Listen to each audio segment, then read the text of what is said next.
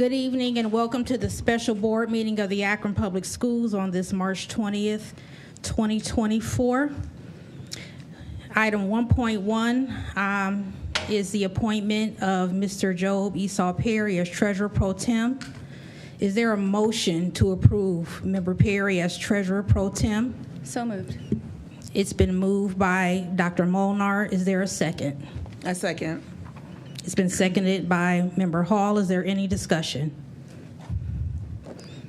Seeing none, roll call, please. Mr. Perry? Yes. Ms. Sykes? Yes. Dr. Molnar? Yes. Ms. Alexander? Ms. Autry? Yes. Ms. Hall? Yes. Ms. Jackson? Yes. Mr. Perry is a yes. Motion carries 6-0, one absence. Thank you, Treasurer Pro Tem. And next, item 1.2, Pledge of Allegiance. Madam Vice President, would you please lead us? And please stand if you can. I pledge allegiance to the flag of the United States of America and to the republic for which it stands, one nation, under God, indivisible, with liberty and justice for all.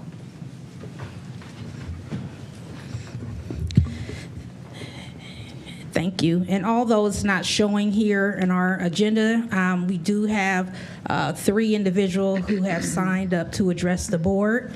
And so as they approach us, we will read our little preamble, starting off with Sue Laurie. If you want to come to the microphone. Participants will not be permitted to speak on matters related to vendors, business matters, formal complaints, grievances, specific student or student records, personnel matters, and or pending legal matters. Participants must speak on matters related to the business of the board, and please keep your comments to 3 minutes or less. The board will not respond, but will assign through the superintendent the appropriate person for follow-up. Thank you, Ms. Laurie. You may proceed. Thank you. My name is Sue Lockery. I work for the Early Learning Program. I have been an early childhood intervention specialist for over 20 years with the program. I'm a very proud member of the Early Learning Program and of APS. We've come a long way. We grew as a very small program till now. You've read about how big we are. At this point, though, I'm going to speak from my heart. I wasn't even sure we could speak tonight, so I kind of just threw together some words to say as we were sitting here. We love our children. We love our families. We love our staff. We just want some answers. Are Essex and Stewart closing, or are they not? We are concerned. Are elementary schools prepared for us? Will we be provided diaper changing areas for our children who need it?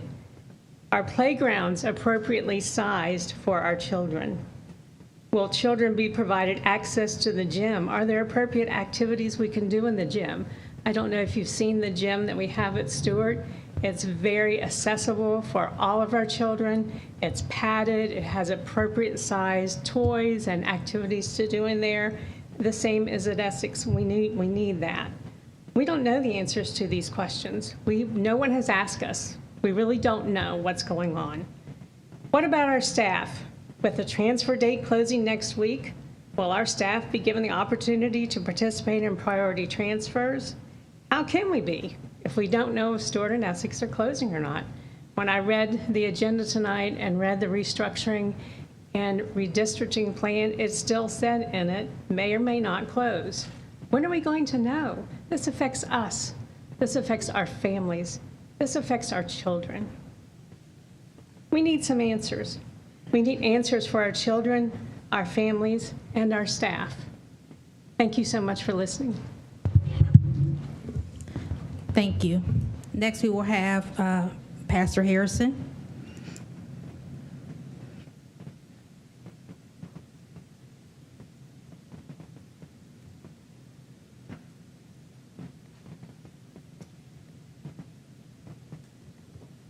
Good evening.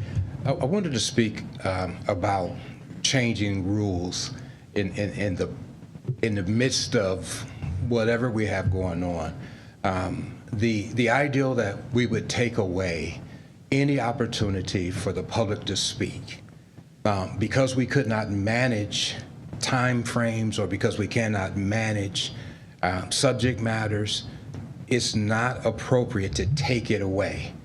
How we got to this redistricting public engagement is the school district historically has balanced its books on the backs of the most marginalized people, and they did not have the opportunity to speak. Let me be real clear with this. The school traditionally has balanced its book on the backs of black and poor people. Those schools have been closed. Those schools have been left unattended in neighborhoods. Those kids have been bussed out of their neighborhoods. So the public engagement period is a time where people can come and ask questions. They can have information on when stuff should close, when it shouldn't close, why is this closing, why is it staying open. Now the vote probably should have happened a lot sooner so people know where they're going. But because it didn't does not mean that you get rid of a rule. And if any attorney is saying get rid of a public engagement process, you probably should fire that attorney and get a public policy attorney, because you're saying on one hand you want public engagement, but on the other hand you're saying, well, we're going to take it away. And then in the paper they have, you're going to ask for money. Well, if you're going to ask for money, ask it from the people who you're pushing it out. Doesn't make sense. So I would just say there are remedies that are not as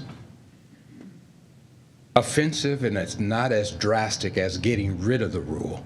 There are remedies that will allow you to vote on issues without disengaging public. Thank you. Thank you, Mr. Harrison. Next, we have Fran Wilson.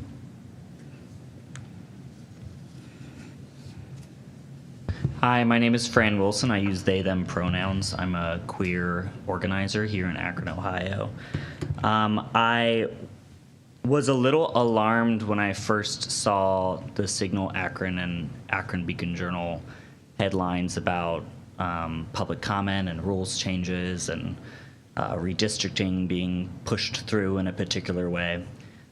A lot of you know me because of my organizing around issues around Akron City Council and public comment there.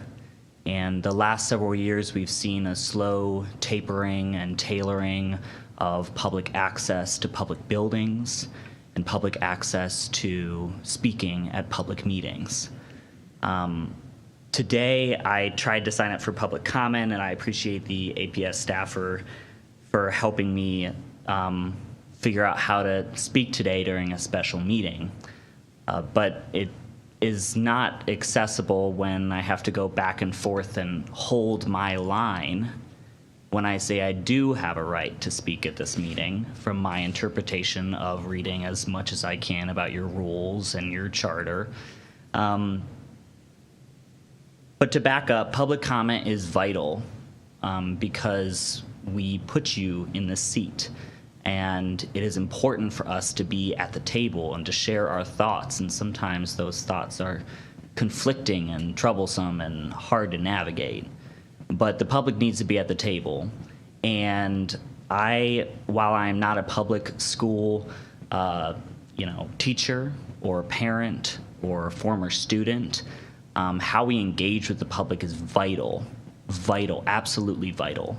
And my reading of what has been happening, particularly with the piece of legislation that's before you today that's trying to be pushed, and the lack of engagement in its passage with the public has hurt relationships. I've had parents and teachers reach out to me saying so, and I am here speaking because of them not being here. So please consider more public engagement and making more access for public comment and engagement, not less. Thank you. Thank you.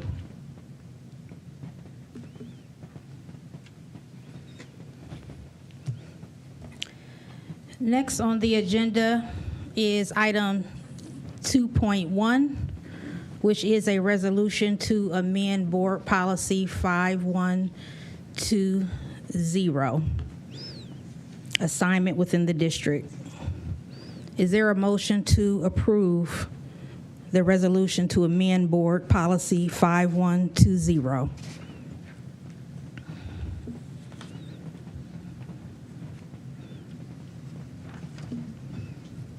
I make the motion.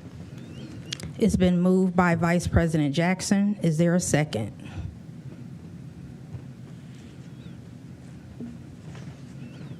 Second.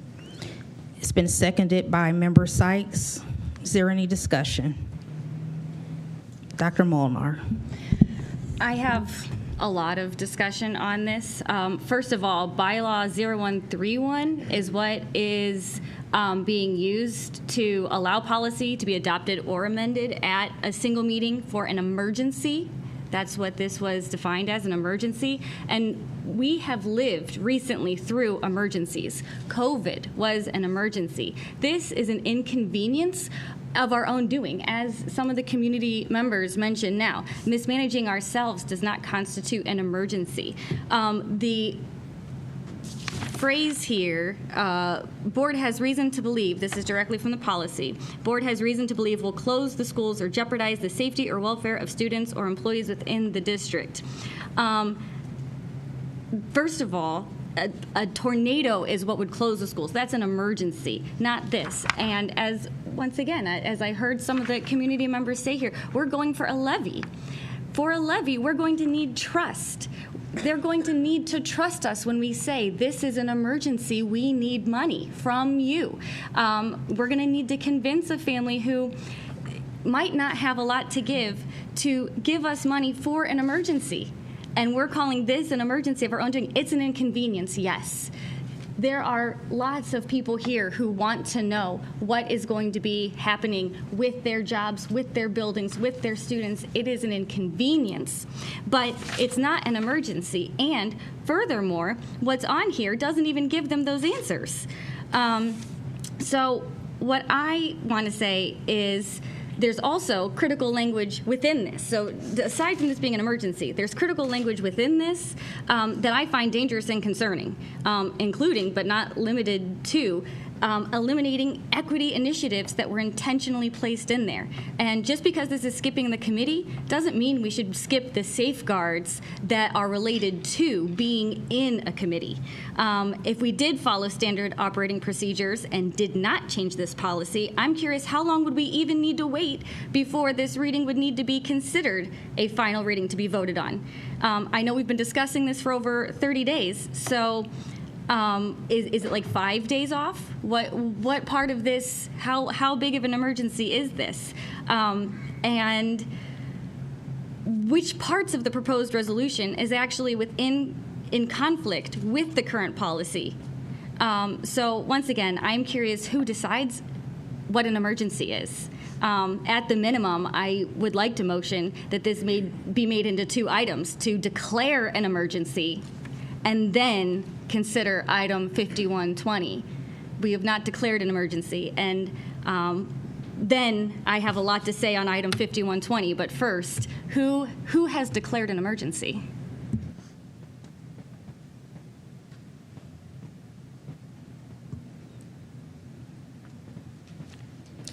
I suppose our vote will declare that.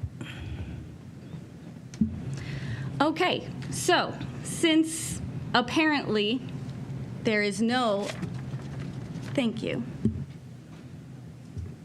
Thank you, Member Molnar, for your points, which have well been taken. I think in your discussion of this, and also with the community participation, that the rationale behind this originally was because of the influx and the uncertainty regarding our redistricting plan and informing the constituents who will be directly impacted. So as I understand it, and I think this is a time in this meeting, Superintendent, that we can speak to the language issue which led to the reasoning or the rationale, the thought rationale behind declaring it an emergency. Because no, it's not a tornado, but it's an emergency, especially for a district that's concerned about children leaving the district because of the uncertainty. We had parents at the last meeting saying because they were uncertain of where their children will be going, that they have enrolled their kids into private and charter schools. So it's an emergency in that instance, that when people are uncertain of where their children will be going, then they choose to select with a greater understanding where their children would go when we talk about our redistricting plan. So it's a lot of unreadiness and uncertainty, and I think the superintendent could better speak to it. It's not a tornado. You're correct as far as what was referenced. How long will it take if we were to go through our regular channels? These are all things that I think should be spoken to, that you brought up. And so I didn't just want the silence to just resonate with your questioning. But again, it is unreadiness. We were unable to move forward as we were instructed with the redistricting plan because of the wording of informing the entire district, as I understood it as a board member. So I think at this time, Superintendent, if you wanted to add some insight to that. Member Sykes. Thank you, Madam Chair, members of the committee. I second this because I do think that we need to have this discussion. And we do need to talk about where we are, how we got here. At the last committee meeting that we had, I asked the chair, and you were also present, that we have the attorney here so that the attorney could explain to us why it was recommended that we should take this item off of the committee, off of the meeting last time we met. So my question is the attorney present? No. And Madam Chair, could you explain to me why the attorney is not present? The attorney was not available to be with us this evening. I do believe the attorney sent out an email as an attempt to answer the questions of the board. And so if there's a specific question, I believe she tried to answer those in the email. But just for the sake of the public, the interpretation of the policy prohibited us, in her view, from moving forward with voting at that time because it didn't align with what the policy actually wrote. And I don't believe that it was the spirit of the original authors to disengage the public, but the interpretation of the attorney was that we could possibly be in conflict with our own policy. Thank you, Madam Chair. I believe the memo that we received from the attorney today actually had some other options. However, when we last met, the only option we were given was to remove it from the agenda. I believe that is correct. That is correct. So my question to the attorney is that why were we not given those options? We were given an option that we could have, asked for an exception to the policy. And we were not given that option. And that's why it's important to have the attorney here. The superintendent, I think, has quite a few things on his table already to do. So I really don't expect the superintendent to be the attorney or to interpret what the attorney is saying. I don't expect you, Madam Chair, to be the attorney. And I don't expect, Madam Chair, that as we find ourselves receiving the invoice from the attorney, that we would just kind of look at the invoice and acknowledge that we received it and not send a payment. So I am, again, thinking that if we want to understand why we are faced with this, that the answer we received was because of on advice of the attorney. But yet now we find that there were other options that the attorneys could have given us that would not have meant making these changes. Because if we asked for an exception to the rule, that's simply all it would have been. An exception to the rule in that we could have begun the process. We could have voted for this piece of legislation and moved along so that we could answer the questions that we just heard from a parent tonight. What is going to happen? My understanding is that the emergency is that in order for us to continue with this process, we need to vote this out because the administration cannot move any further. Is that correct, Mr. Superintendent? That is correct. So that is the emergency because the parents want to know, the parents need to know, the community needs to know, what are we doing with this? But yet we find ourselves stuck in this spot. I don't want to be here.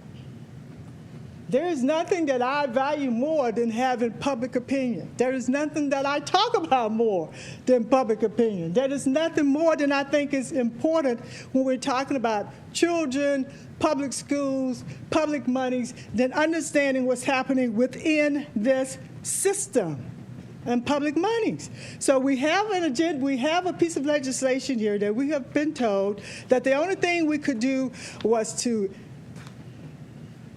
eliminate individuals' rights to speak before the board, to change this policy, but yet we have no one here that can explain that to us as to why we were given that advice. So we are stuck here with this, and so that's why I second it, because I do want us to proceed.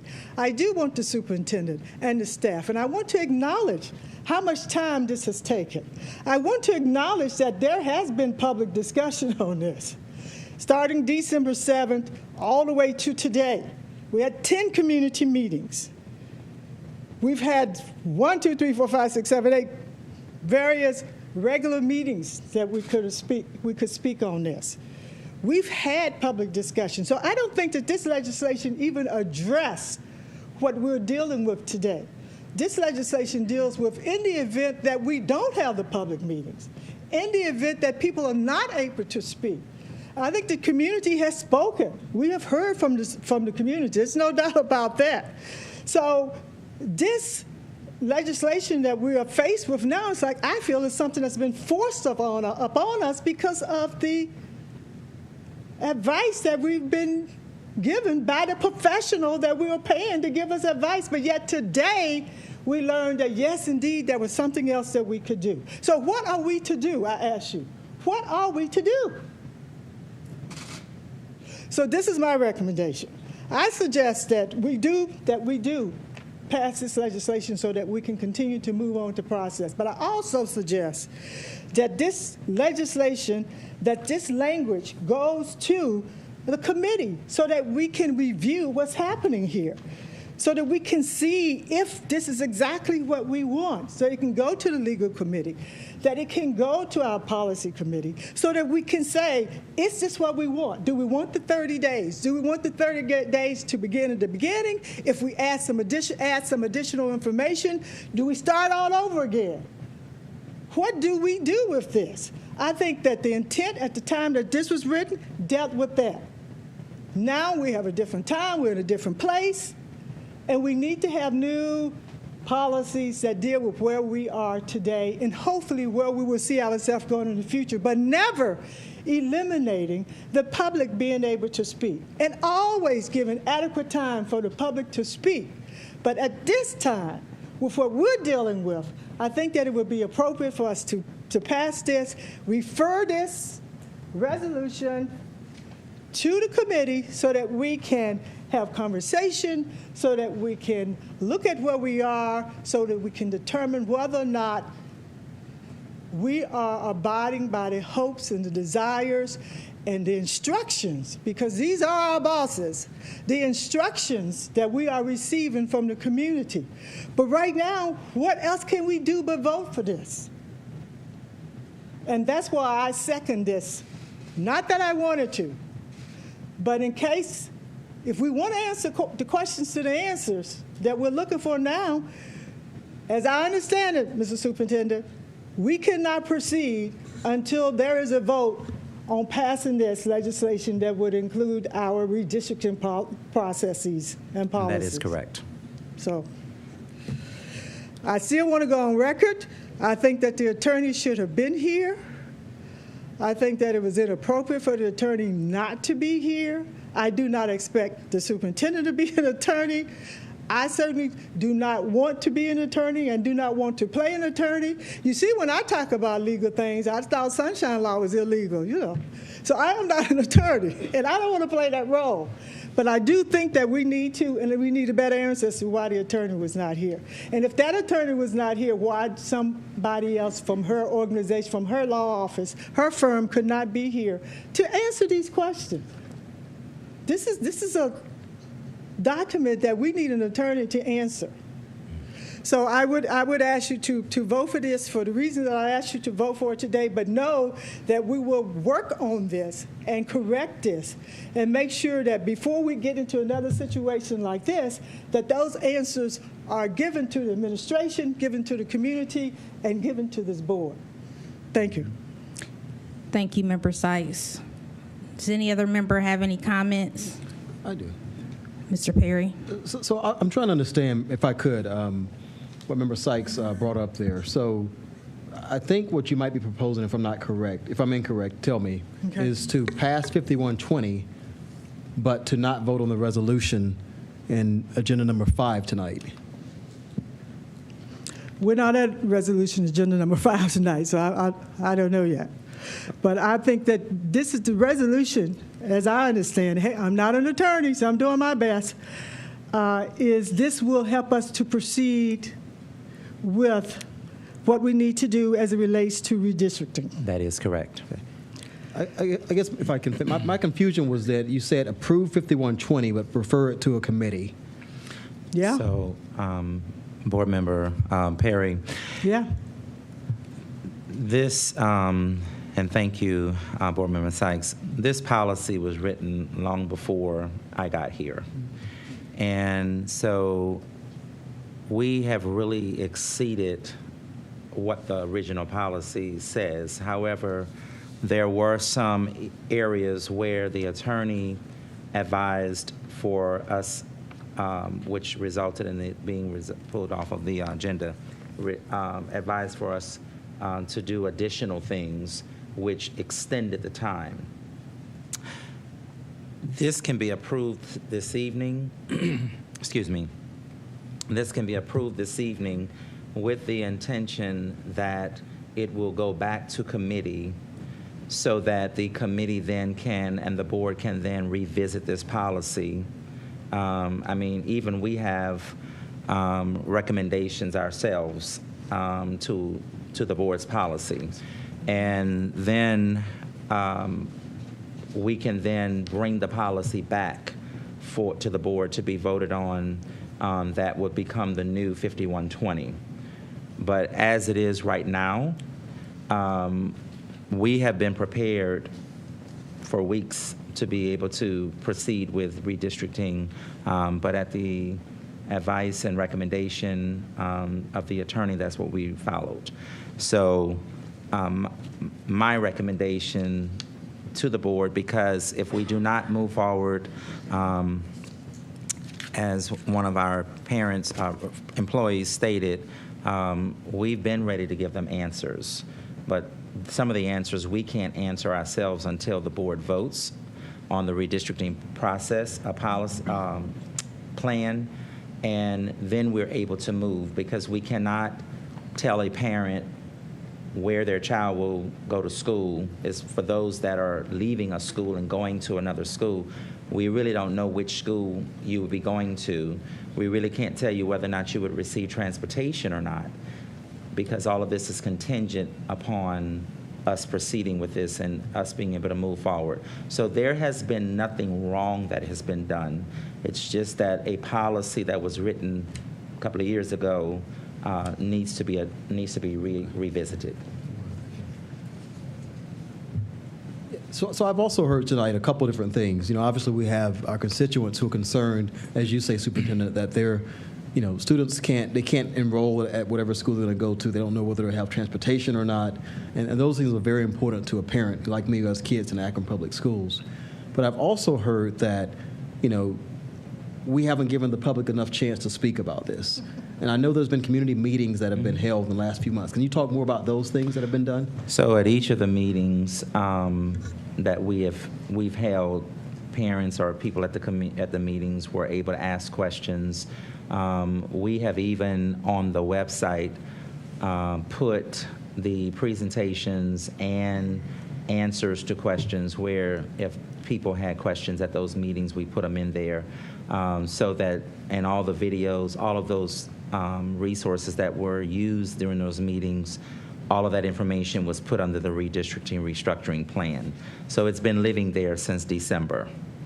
Okay. And then of course the public also does have an opportunity to come to the board meetings and also share there as well. And we didn't just have meetings. I want to be very clear about this here, that we did not just have meetings and say, okay, we listened to you, we heard you, okay, thank you.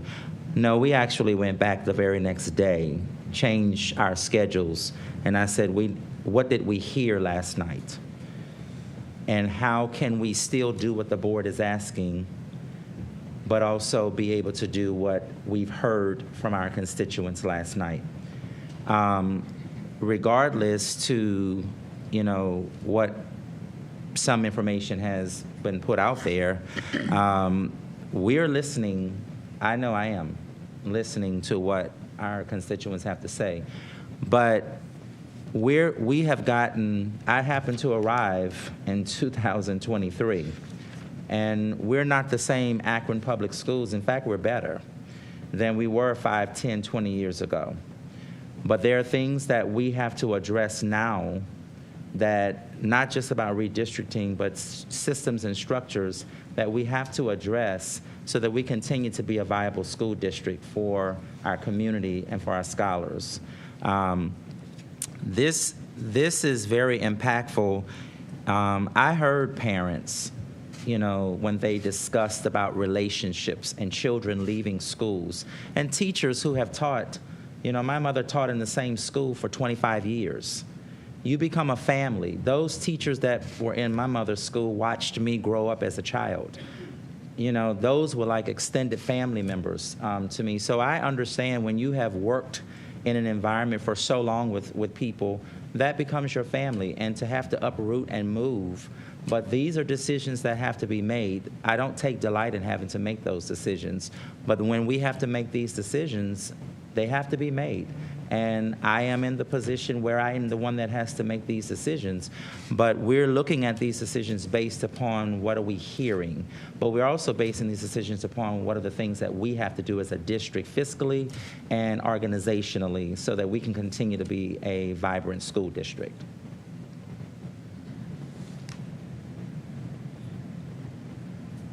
Member Hall.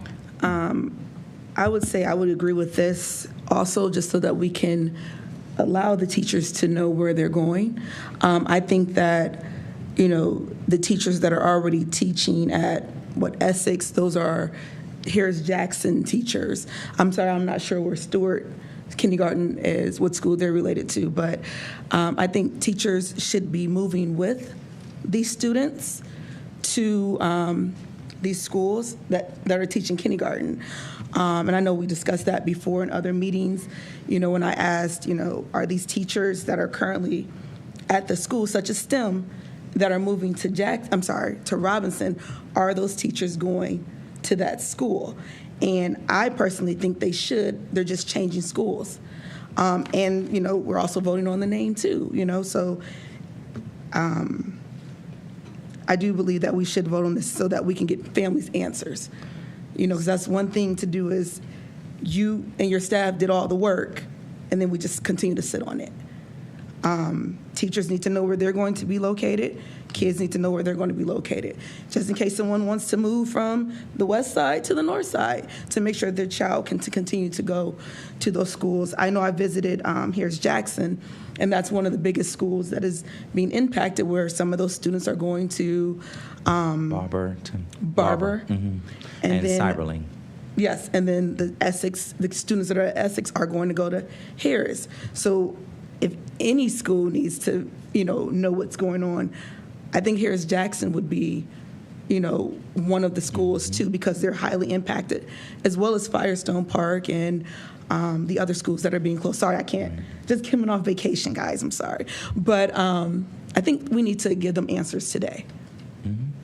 We have been prepared. but everything that we can present is in proposed form, because we can't say to people that this is what's going to happen if the board has not approved it. And so I personally, if I were in another state where I came from, we do have unions, but not in contractual the way we have it here. So I would just move those teachers, but I don't have that authority here. And we do have negotiated agreements, and I do respect those agreements. And so it would certainly be my desire that when we're moving a school, for example, that we're just lifting and placing it somewhere else, it would be wonderful if those teachers could just up and move with the students and with the school, but it does not quite work that way because they do have to follow the negotiated agreement, and we want to make sure that we honor that. And so, but it certainly would be, if I could, yes, I would move the teachers with the kids so that those children would see familiar faces and maintain relationships, but it just doesn't necessarily work that way. So we have to follow the agreement. So would it be up to the union to make the decision on whether or not those teachers, can they make an exception to their rule? It's in the negotiated agreement, and those are things that the unions, because we're not just talking about just teachers, our unions, there are stipulations within those contracts, and there are things that we can and cannot do. There are things that we must negotiate or not, but we have to follow the contract as it is written. No, I understand that part. What I'm saying is, because we're going to make these decisions today of these schools closing, still moving, the whole redistricting plan. What I'm asking, and I know you're not in the union to really answer the question, but are they able to make exceptions to the rule? Would I be able to address our labor and relations person to ask that question, or?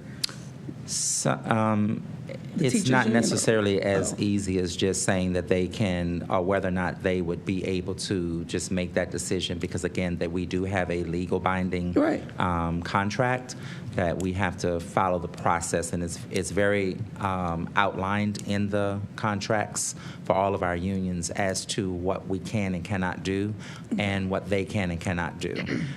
So I think working together on some of those things would assist in making it a little easier for our employees, but we do have to follow the contract at the end. Okay, thank you. Thank you. Ms. Jackson? Member Hall, and I think that's what the teacher was mentioning when she said about priority transfer, and to kind of look at, they have to have the information though. So when we talk about emergency, as Member Molnar talked about, I think Member Sykes so well laid it out, that we all, I know a majority of this board is in agreement with public participation because we need to hear from the public. And so when we look at this, and as Member Sykes has so well explained, it's like the kids say, put us in a chokehold, to whereas we have to push this forwards to get the work done. But it's a lot of information in here that's slashed out, like the public participation or them being able to speak, which is alarming, and that's why it's important for it to come to committee, Member Job. So I think the best thing for us to do, and I just want to reiterate to the public, we do value public participation in your input and the policy, which is a good policy. But as I also understand, which I want to make clear, is that when I ask questions about us having to revisit and vote on this, and it was stated that the part in the policy where it specified that districts shall provide notice of the proposed change to the public specifically, including notice to the parents/guardians of the current Akron Public School students, each student attending Akron Public Schools at the time. That legal had felt that that portion of the policy may have been the alarming portion because we went to clusters, the clusters that were being impacted the most.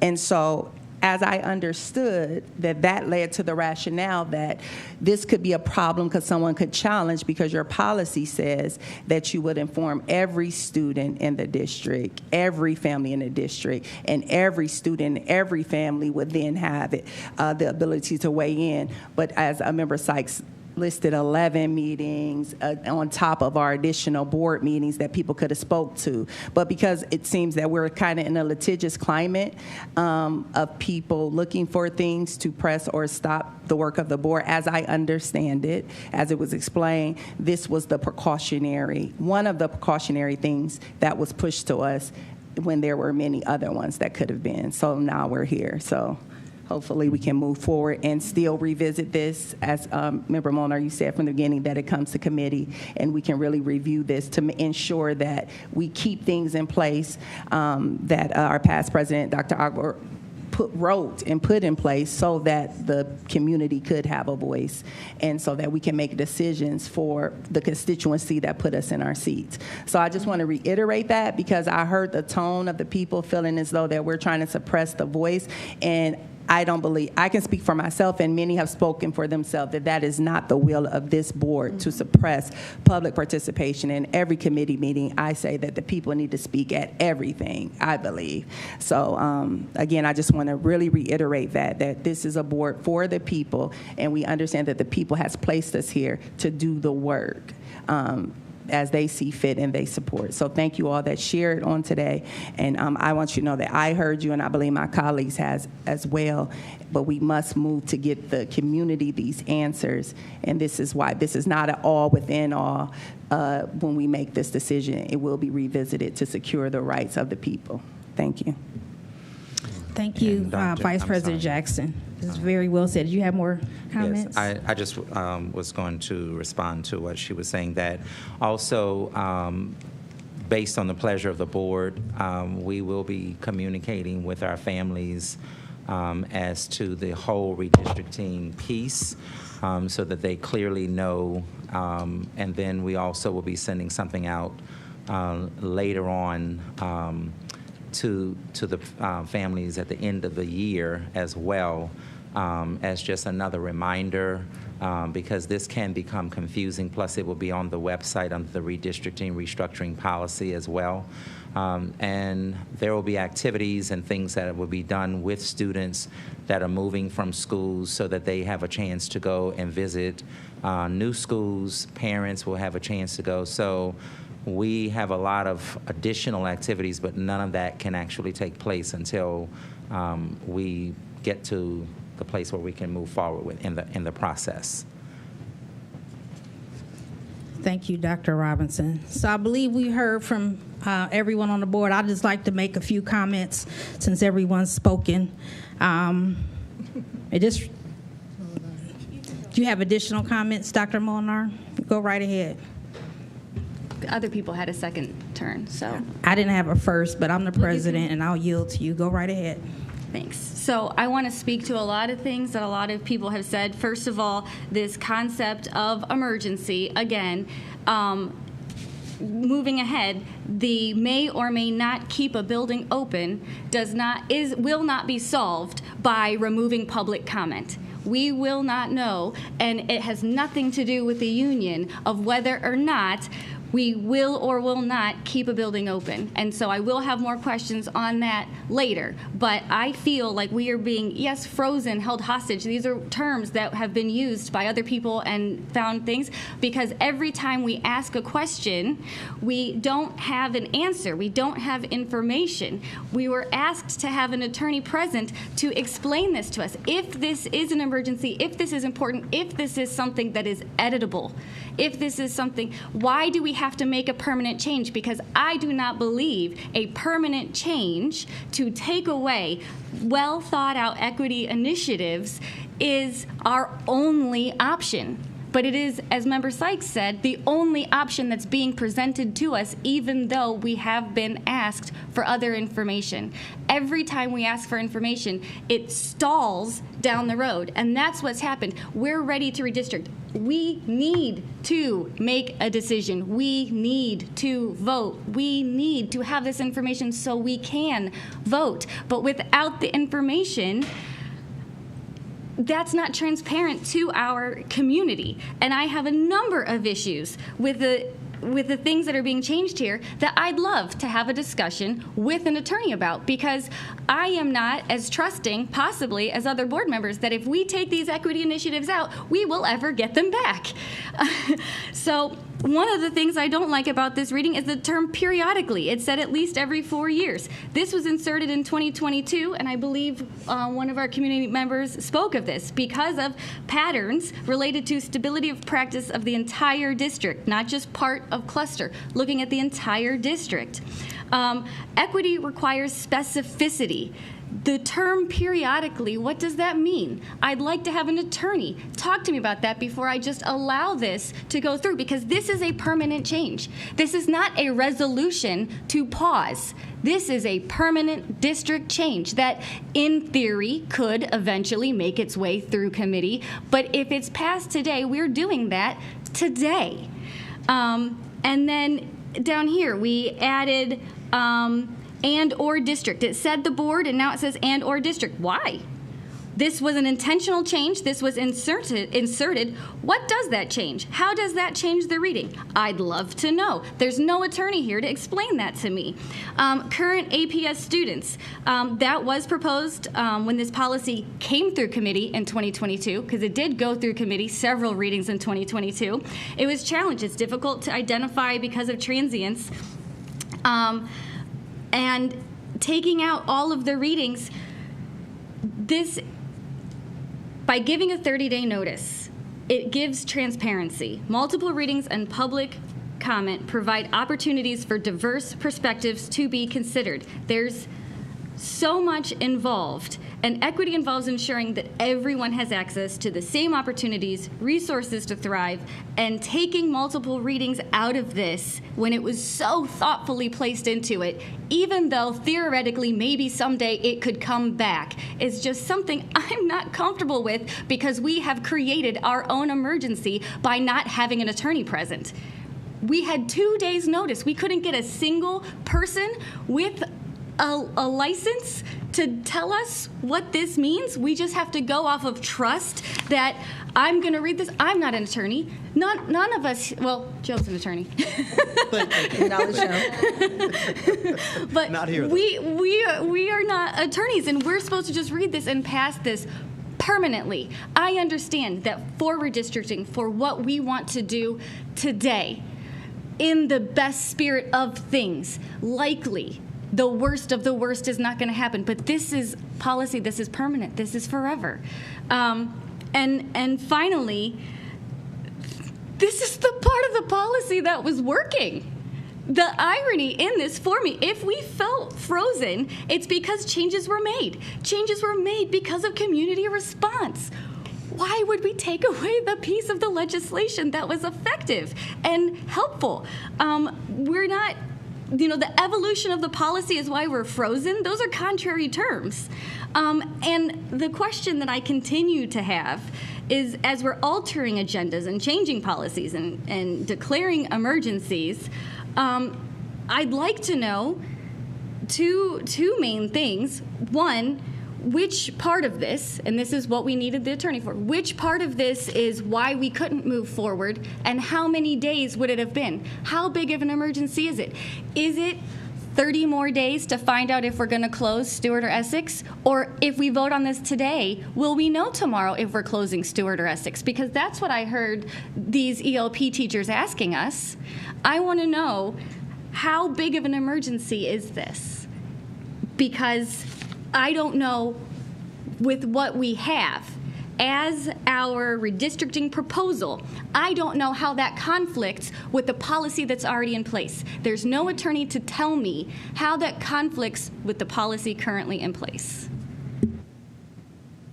Thank you, Dr. Molnar. So I just wanted to state that in addition to some of the points that Vice President Jackson mentioned, in terms of her understanding of why it was pulled. Another one of those reasons, and I believe it might have come from you, Dr. Molnar, is the thought that we needed to start over with the first reading after every change to the policy. And I know when it was originally put together, I'm sure that wasn't the intention of the author at that time because otherwise we would never get the opportunity to get it done. And so changes to a proposal are anticipated. So I believe you brought forth several times that we should potentially start over with a first reading with every change. And so that was a communication I know that me and you had before. And so I just wanted to mention that. And again, the spirit of the policy, I do believe, was meant to engage the community. Because I recall before being on this board, not having the opportunity to be engaged or have input when the district was making changes and building closures. And so I was in full support of that. I continue to be in full support. But as this being the first time that we've utilized this policy since it was changed in October of 22, now we get to see how it is in real time. And unfortunately, I think there's pieces of it that haven't served us. And there was a lot of questions around interpretation. And yes, indeed, we did follow our attorney's advice. As far as us agreeing with that advice or not, that's I guess a different question for another day if that's the attorney that we want to keep. But we chose to follow that advice. And so now here we are in a position to make this decision or not to move the district forward. The emergency, as stated, and I think someone mentioned an April 1st date, and this is a big district with a lot of moving parts. And so it's kind of halted in terms of some of those things because of a decision that we need to make. Now, did it come about in a perfect way? Absolutely not. I wish this is something that we could have handled much earlier. But as these things unfolded, interpretations of the policy have differed. But we chose to follow the advice of our counsel. So if that's a mistake, then that's a mistake we made. But here we are today to try to remedy it so that the business of the district can move forward.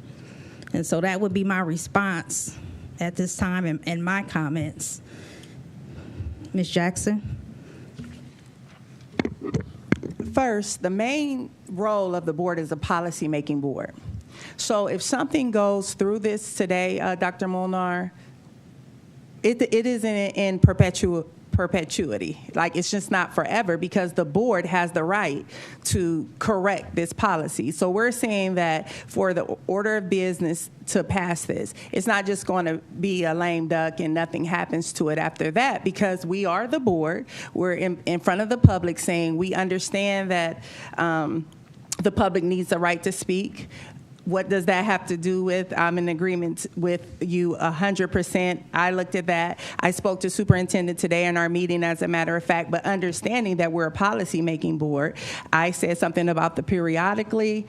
I have a note on it to change because we can do all these changes. Member Sykes wonderfully made an amendment to at our last one of our committee meetings about the pulling things off of agendas and reasonable notice, which had something like that already been etched out because the policy as it states is quiet on that matter, then we wouldn't be here because it wouldn't have been pulled, right? So as a policy-making board that looks over things, that rethinks things, we have the power and the ability to make sure that what we're doing today is not indefinite, because we're not in agreement that the public cannot speak at the board meetings.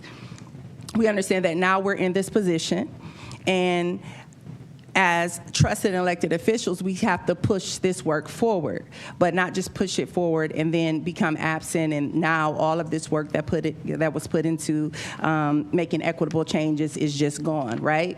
We revisit it. And again, I can't reiterate enough that one part, as it was explained, as I understood that the advice of counsel impacts the other part. The part, as I read, said that all Akron public school families and children had to be directly engaged with the redistricting plan.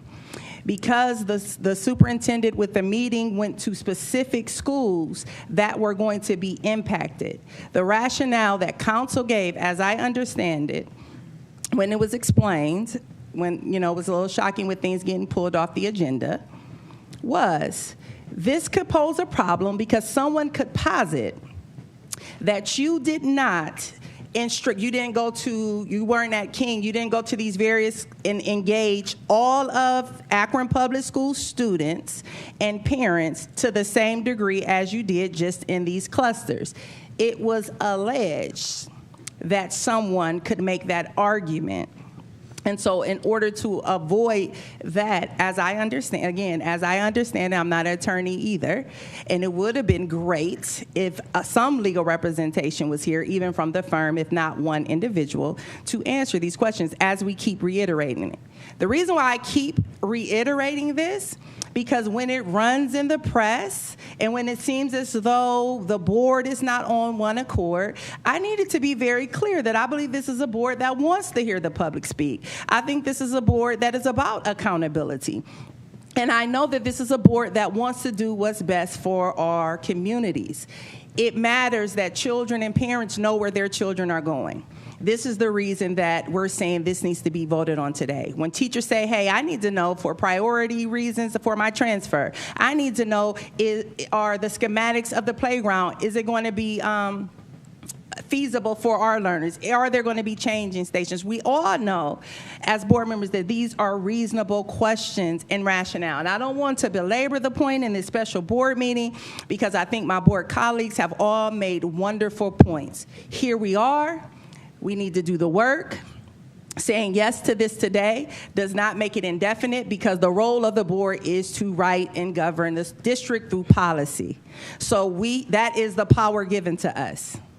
Policy. So when we revisit this to ensure that the language remains intact, the only reason I believe for the suspension, and I thought you made a very good point, Member Molnar, is and I think Member Sykes also said, if this could have been something that was a temporary suspension so that we can go forward instead of a permanent suspension. But we weren't given the option.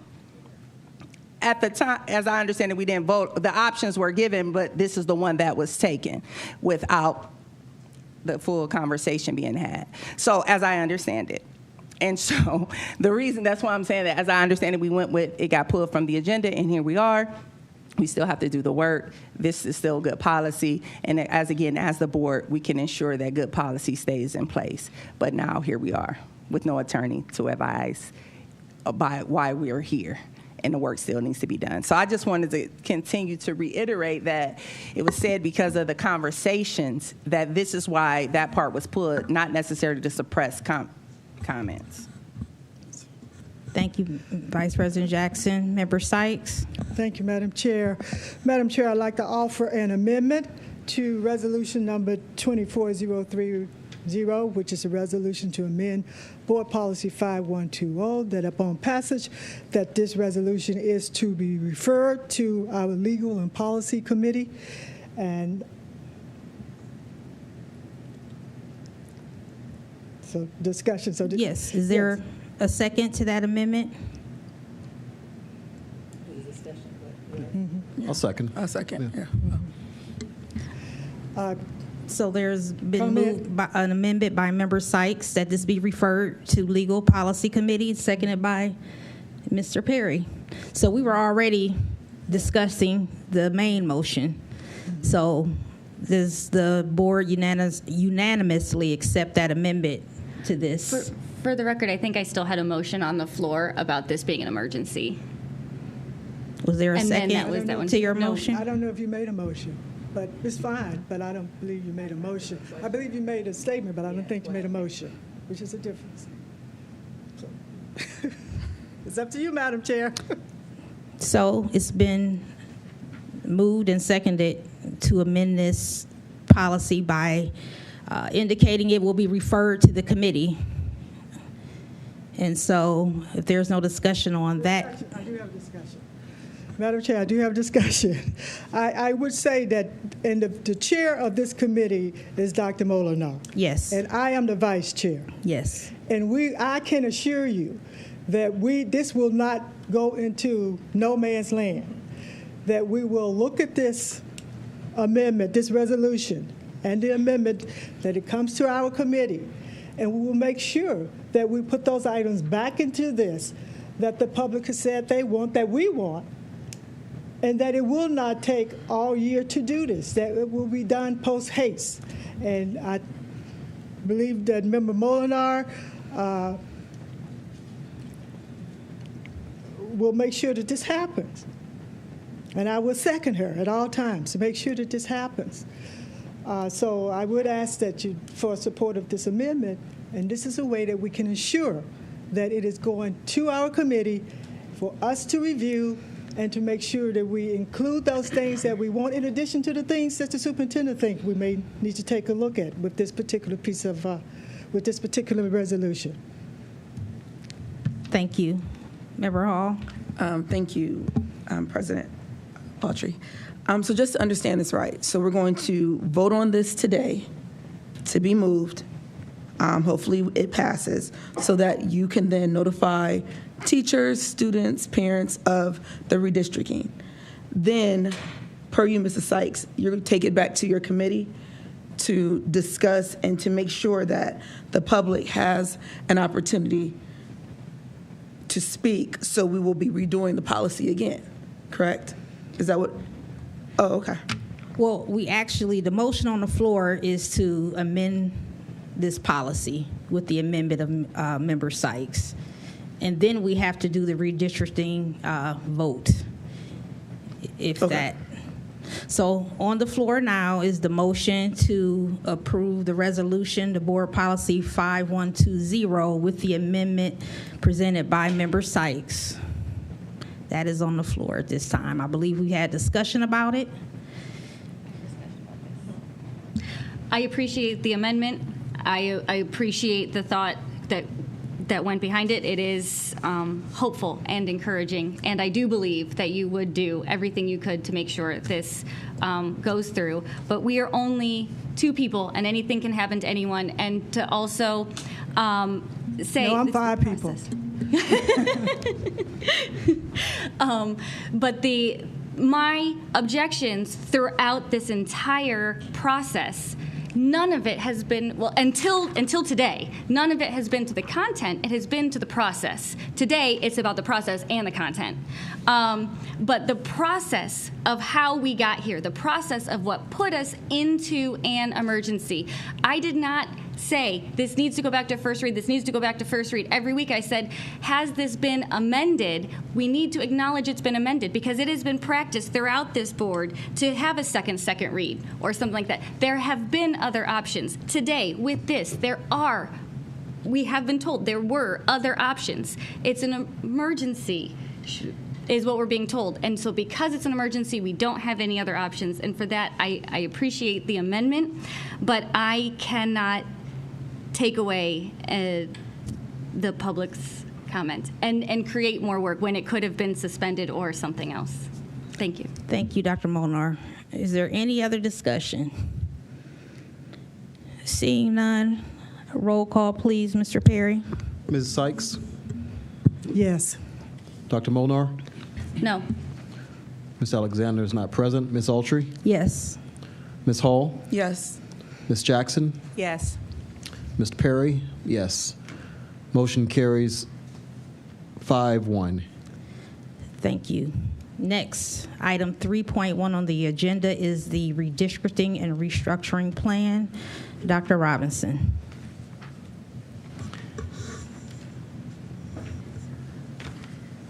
Thank you, President Autry, board members. Our team is coming, but I'm going to proceed given time. As we looked at the district, we continue to review our vision for this district, and that vision that we have for this district is clear and defined within our blueprint for excellence. Our motto is empowering minds and enriching futures. And what does that really mean when our focus on programmatic structures that we want for our district, and that will allow us to change the trajectory for which we are moving about and doing things within our district. I do thank the board for the opportunity to serve at the helm of this great district, and we certainly want to ensure that the decisions that we make for this district are in line with our vision. The vision for this initiative around pre-kindergarten and expansion was not evident a year ago. Students who attend pre-K perform better with math and with reading. I often think that if I had attended pre-K, although my mom was a very excellent teacher, and everyone might think that their mom, if she was a teacher, but I watched my mother over the summer. I attended many workshops with them, even as a child. Even with a deformity of rheumatoid arthritis, my mom still did what she had to do and taught 36 years. But literacy is something that we have to take very seriously. And data shows that when we focus on what children are doing in pre-K, early childhood, it simply helps them to strengthen their academic performance, and they become a better scholar, a better reader. They are able to analyze and interpret and infer information in a much clearer way. And so thank you for our pre-K teachers, and thank you for the opportunity to work in a district where pre-K does exist, because it doesn't exist everywhere. And although closing Essex and Stewart, which are two decisions that the board made prior to my arrival, and the savings, because so many figures have been given out incorrectly, but literally you're talking about roughly $180,000 just around personnel.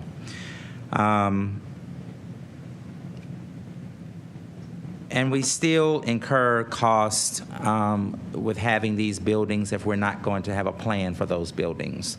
But again, that was a decision that the board made prior to my arrival here.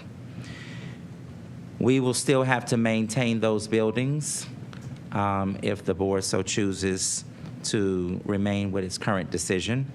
The grounds, we still will pay the taxes, we're still going to pay the insurance, and we're still going to pay the upkeep of those two buildings, of which we did put work into those buildings prior to my arrival.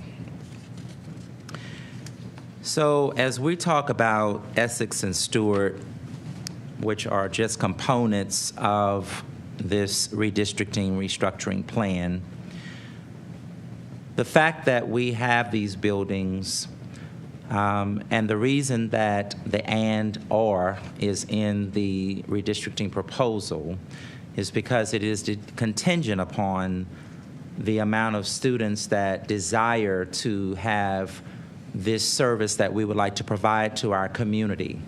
Our children, in case we don't know, our kids are in an urban school district, which requires so much more than school districts that may surround us. Our children need the extra support and the extra help. And so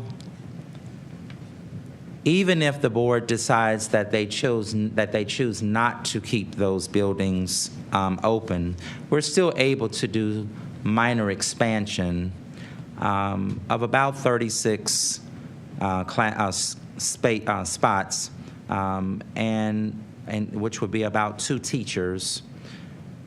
But certainly, us having the opportunity to transform our community, having an all-day pre-K, and I'm speaking about 4-year-olds that would be our kindergartners in 25, 26. APS will be a place where parents will want to bring their children. They're bringing them, but we want to give them reason. In the midst of vouchers, we would like to give them a reason to want to bring their children to our school district.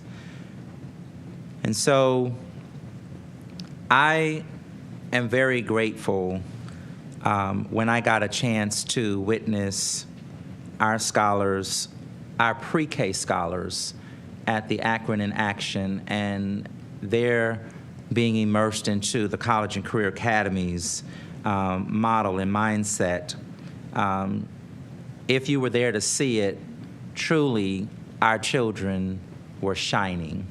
Our teachers, stellar at what they do. Our mission and our vision. Our mission is to ensure all APS scholars are college and career and life ready. That starts in pre-K. It actually starts before they come to school. By providing innovative educational experiences. And I'm grateful that we're able to provide those experiences for so many of our children, and for the teachers that sacrifice so much to ensure that our kids have those experiences. And our vision is that all APS scholars will graduate as architects of their future, prepared to thrive in an ever-changing world.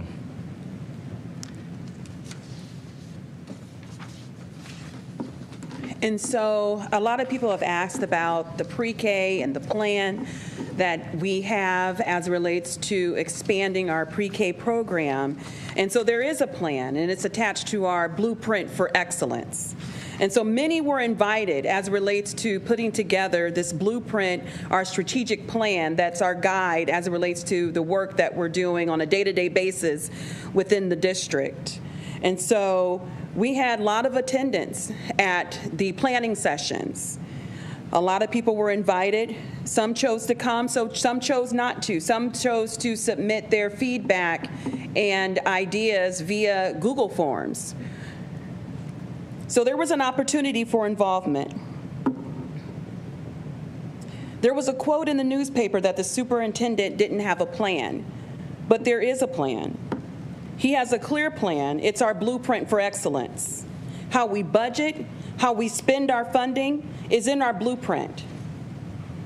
What we value and what we make priorities is in our blueprint, our plan, our strategic plan. And so as we look at our expansion of preschool, which was not a thought until we began to put together our blueprint for excellence, if we're happy with what we have, then we just keep doing what we're doing. The scholars who are working hard, our teachers, our administrators, want more, want better. Change. What are we experiencing? What we are experiencing is change. And some are resistant to change. In their mind, they don't know where we're going. They weren't a part of the building, the blueprint, or may not have read it.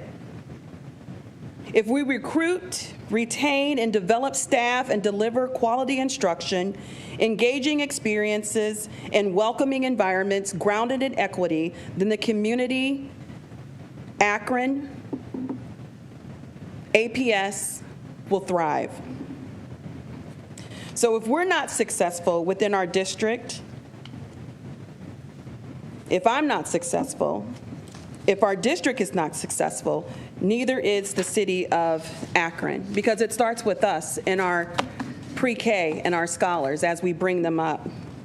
And so if we look at our theory of change, which I just read to you, if we recruit, retain, and develop staff and deliver quality instruction, engaging experiences, and welcoming environments grounded in equity, then the community of Akron will thrive. And what more as it relates to providing equity to the community can we have if we just start with pre-K? If we start with making sure that we're preparing as many people as we can for kindergarten. These are our foundational values that are highlighted in yellow: communication, culture, accountability, relevance, relationships, trust, and readiness. And so that's what we want to be. We want to be ready. We want our kids to be ready. Communication, the number of meetings that we've attended as it relates to talking to our community, trying to build a culture of excellence, so that our students and our staff will thrive. And so within this presentation, and as it relates to our restructuring, redistricting presentation, we are going to be focusing on Cornerstone 1, Cornerstone 2, as it relates to academic achievement and commitment, a culture of safety and belonging, and as well as Cornerstone 3, which is operational excellence.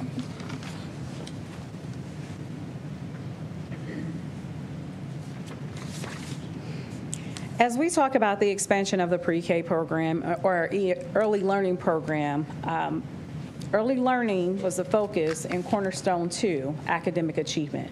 The first objective in Cornerstone 2 states that we wanted to increase the number of scholars that are, the percentage of scholars that are on track and ready for kindergarten based on the KRA. And we wanted to look at those scholars specifically that are under our control and our guidance. So we have to measure the scholars that are in our early learning program, and we would like to increase the number of those scholars that leave our early learning program kindergarten ready. As you can see, one of the action steps and strategies that is tied to our Cornerstone, it specifically states that we wanted to expand the early learning program to increase kindergarten readiness. And in there we gave examples actually of perhaps moving to full day options or expanding locations. And those were given as examples of how we can potentially expand our early learning program. Also, as a part of the Blueprint for Success, the superintendent's levers also had expansion of pre-K to include all-day services as one of his levers for success. So now let's talk about the early learning program. Specifically, the early learning program has two groups of learners. And so first, we have pre-kindergarten students or pre-K students that you hear people refer to. And when we say pre-K, we are specifically talking about those 4-year-olds who are getting ready to enter kindergarten the following school year. So that's why we call it pre-kindergarten. We are preparing them to be successful and be ready to enter kindergarten the next school year. A part of our early learning program also includes 3-year-olds and sometimes 4-year-olds who are in our preschool program. So we call those preschool students. And again, they are still a part of our early learning program, but they are not necessarily ready or slated to go to enter kindergarten the very next school year. We do currently have 425 scholars in our early learning program that are in what we call pre-kindergarten that are looking to enter kindergarten in the fall of 2024. Our early learning program is looking to expand. That's why we're here. In terms of expansion, as I stated, expansion can mean a number of things, but I want to be specific about what it is that we're asking or what we're planning to do right now. So we have been planning for this, as we stated. We have identified locations in all of our clusters for those classrooms from our early learning program. We have also identified locations for full-day classrooms. All of our early learning program classes will not be full day. Only some of them will be full day.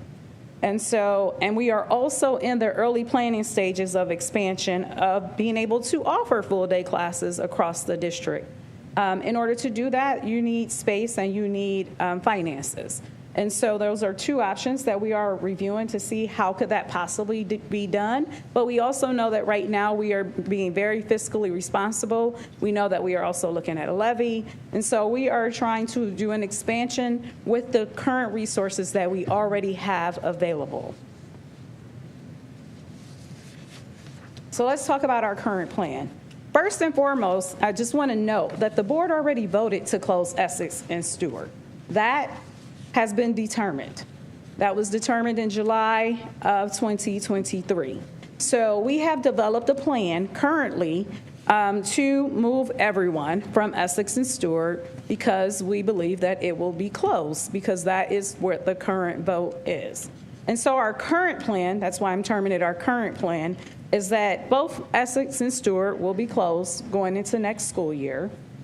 We are going to offer full-day options and what we across the district. We believe that we will offer approximately 16 full-day classrooms.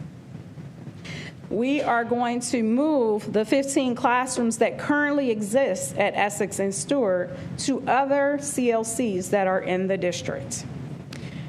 By looking at our space in all of our CLCs, and we look at our operational excellence and trying to maximize our options, we are able to identify a total of 33 classrooms across the district.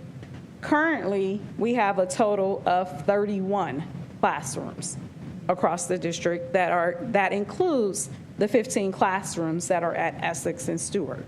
So it is of note that we do have some ELP classrooms in some of our CLCs already. Under this current plan, we are we are planning to expand by adding an additional 2 classrooms to the 31 that we already have. The cost associated with that is about staffing. We need additional staff in order to operate those 2 classrooms. That is regardless of if we keep Essex and Stewart remaining open. This is our current plan. All classrooms will be moved to locations throughout the district. Our new ask to the board, and what is going to be a part of the redistricting vote today that is on the table, is that on the left-hand side, I just described to you our current plan. Our new plan, what we're asking, is the possibility of keeping Essex or Stewart open, or one of them open. The reason is, as we look to the current plan, as I already stated, we only have 33 classrooms available. So that would, in terms of additional classrooms, that would end our expansion there, because we don't have space past that opportunity. In addition, as we close Essex and Stewart, we also have to move, in our current plan, the administration staff down here to 10 North Main, which is another area that we're just not in an abundance of open space here at 10 North Main, but we have figured it out in order to make that work. We also have additional support staff that is located in these buildings that have to be moved somewhere else. And so when we say additional support staff, we're talking about the speech pathologists, OT and PT. Those additional, as an example, those additional support service people total approximately 15 additional staff members that are not our current classroom teachers. They are not the pairs that are in those classrooms. They need space also. And so right now, we are looking at where they going to go, and they're not identified. Their location is not identified in those 33 classrooms that I just discussed. So we have a plan, potentially space at Garfield, but again, that is what we're working with, what we have. In the middle column, you see it says strategic expansion with future opportunities. What we are asking at this time is the possibility of keeping Essex open for the opportunity to leave some of the ELP programming at Essex. In this second scenario, we would still potentially close Stewart, or if it's left open, it'll be left open for other reasons. But right now, we would like to currently, as it exists for early learning program, to keep the classrooms that are at Essex, the 6 classrooms there, to remain there. It would then allow us to move the support staff into that building, as well as the administration that goes along with it to that building. So we still have somewhat of a centralized location for ELP programming. However, we will also still expand classrooms into the clusters, because the classrooms coming from Stewart will then be relocated throughout the district in the cluster.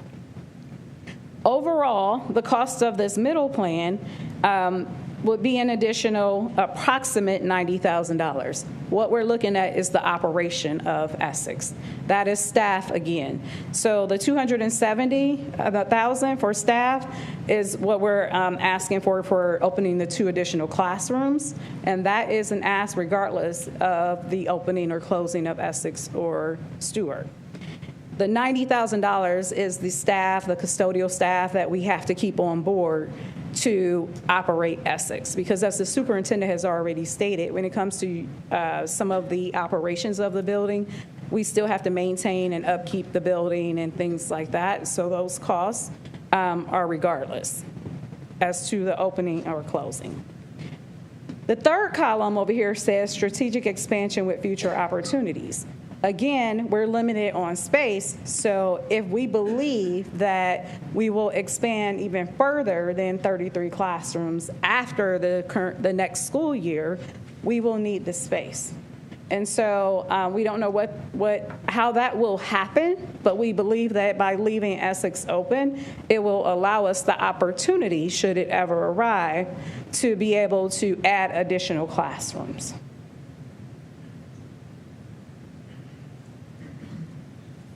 The plan currently, again, for 24-25, this is the plan currently in terms of the locations of the early learning program out in all of the clusters. I want to say this is subject to change. Right now it says it's dependent on our board vote. We still have Essex listed on here with an asterisk. Obviously, if we don't vote to reopen or to keep Essex open, then we will not. We will have to move those classrooms out, and we have a plan for that as well. As I said, we've identified locations across the district, but we know that would just limit our future opportunities, and also it would also cause us to separate some of the programming and services and figure out other locations for those staff members.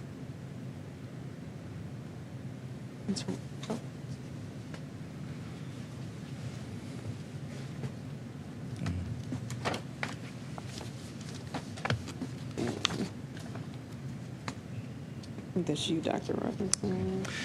So I think that it is clear, contrary to what has been publicized, that we do have a plan for where we're trying to go.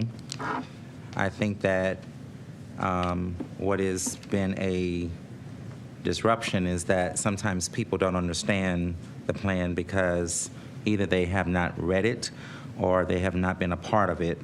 And we want to do an even better job next year of immersing our teachers and all of our staff into the blueprint, as they may not have had as many opportunities as I certainly would have liked for them to have had to be a part of that process.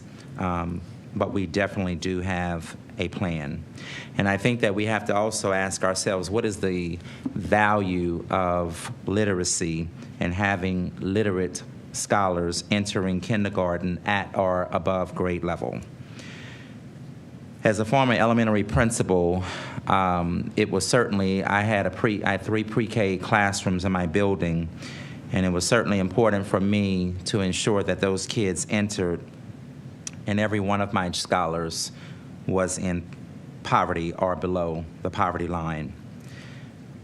But happy to say that when they entered kindergarten, they entered at above grade level, and when they left kindergarten, they were at above grade level. So our blueprint, I think, is doing the work that it needs to do if we allow it to and give it an opportunity. And keeping these buildings or the one building open could serve as a catalyst for expansion and benefiting us just in terms of the space, but also growth, looking at literacy, proficiency in mathematics, cognitive development, and also building positive relationships. And we wanted to prelude into the redistricting plan because we wanted to make sure that some things were very clear, that we were very precise around some of the things that are in our redistricting restructuring plan that perhaps we may not have initially connected to our blueprint for excellence, but the things that we are planning to do If you want to know where the district is going, how we're going to get there, it is in the blueprint for excellence.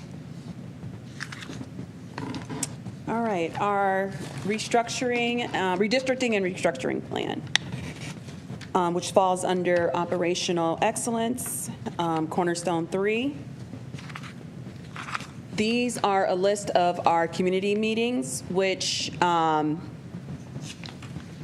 we would go out and meet, and we'll come back to the table, make adjustments throughout, and here we are. And so we will review the purpose of redistricting and restructuring, impacted buildings, attendance zone overview, enrollment, and transportation. And so what is redistricting? It's the process of establishing school attendance boundaries and just remembering that every residential address in Akron has a middle school, elementary school, and high school assigned to them. Restructuring is the process of relocating or redesigning a school or a program. Why are we restructuring and redistricting? Well, we're doing that because of an imbalance in enrollment, and you'll hear about that from Dr. Caver when she comes up to talk about Harris-Jackson and some of the moves that are going to happen due to the influx of families moving over into the north side, which is great for us because it's going to increase our student enrollment, which is awesome. Also, school closure, school opening, operational efficiency.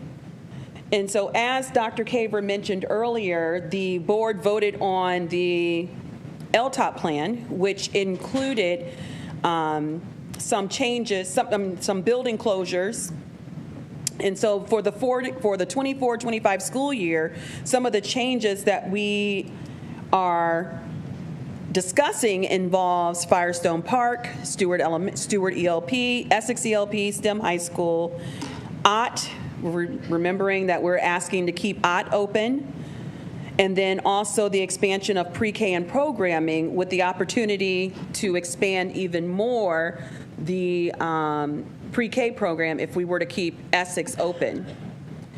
And so the proposal will be made that's impacting the following buildings. So either students are being zoned to leave a school or they're going to be going to one of these schools. So Robinson, Harris-Jackson, Forest Hill, Cyberlink, Barber, David Hill, and Mason are impacted.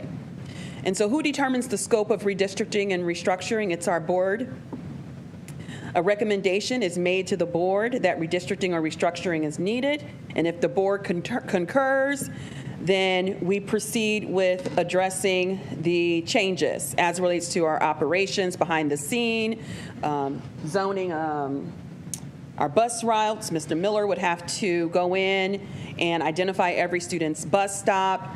Mr. Hanshaw and his team literally goes in and makes sure that every child receives a letter, parents receive letters. They work alongside with our student, family, and student services staff to make sure parents are getting all that information as it relates to their new school. And so there's just a lot of behind-the-scene things that happens when you are redistricting, as well as getting the moving manuals together, meeting with staff, talking to them about what's all involved with packing, labeling, and then also making sure we have adequate staff in place to make the moves happen for when it does happen, when it needs to happen. The primary criteria as it relates to redistricting is the geographic proximity, projected enrollment, capacity, and programmatic changes. At this time, Dr. Caver will come up, our Chief of Academics, to dive deeper into the redistricting and restructuring plan.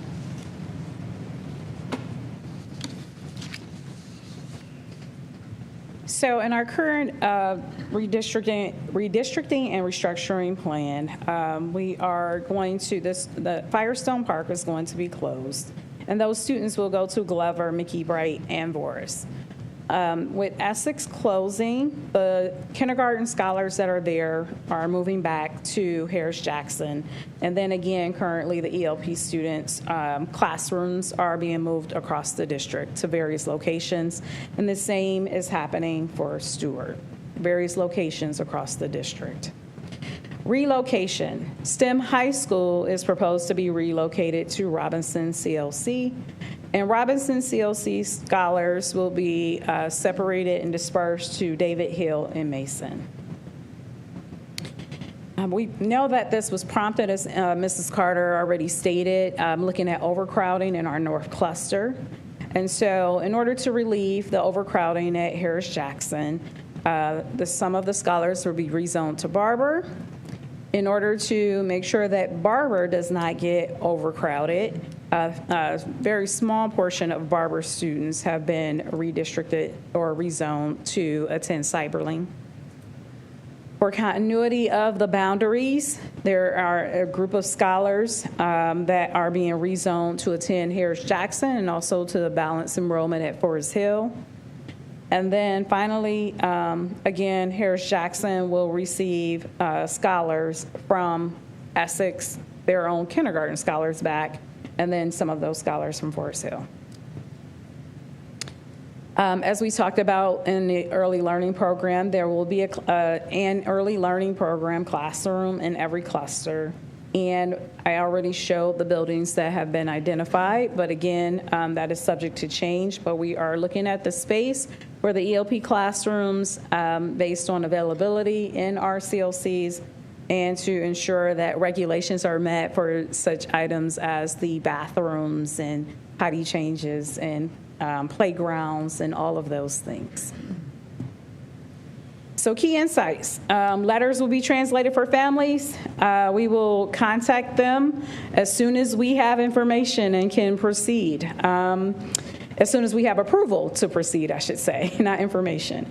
And so we are also looking at there may be some transitioning activities for scholars to be able to know their new, to meet or see or view their new location. We could potentially offer some summer programming, which is getting on the way at some of those schools, and scholars may be able to attend there as well. We do want to note that services transfer with students. And so while we cannot guarantee that the same teacher will necessarily go with a scholar, but all types of services that a scholar is entitled to go with them, such as IEP services, McKinney-Vento, et cetera. We will have some students that will qualify for transportation, and our business affairs director is going to talk about transportation later, but we do follow the Ohio Revised Code in regards to transportation services that are offered. Just a side note, that change from before, David Hill will remain in the East Cluster and Portage Path will remain in Firestone. As a matter of fact, all of our schools will remain in the cluster that they are already a part of. Firestone Park, this is our current attendance zone map for Firestone Park. Firestone Park is in the middle in the light blue section. And this is our proposed attendance zone map where you can see Firestone is no longer there and the school boundaries have been divided up between the three schools referenced.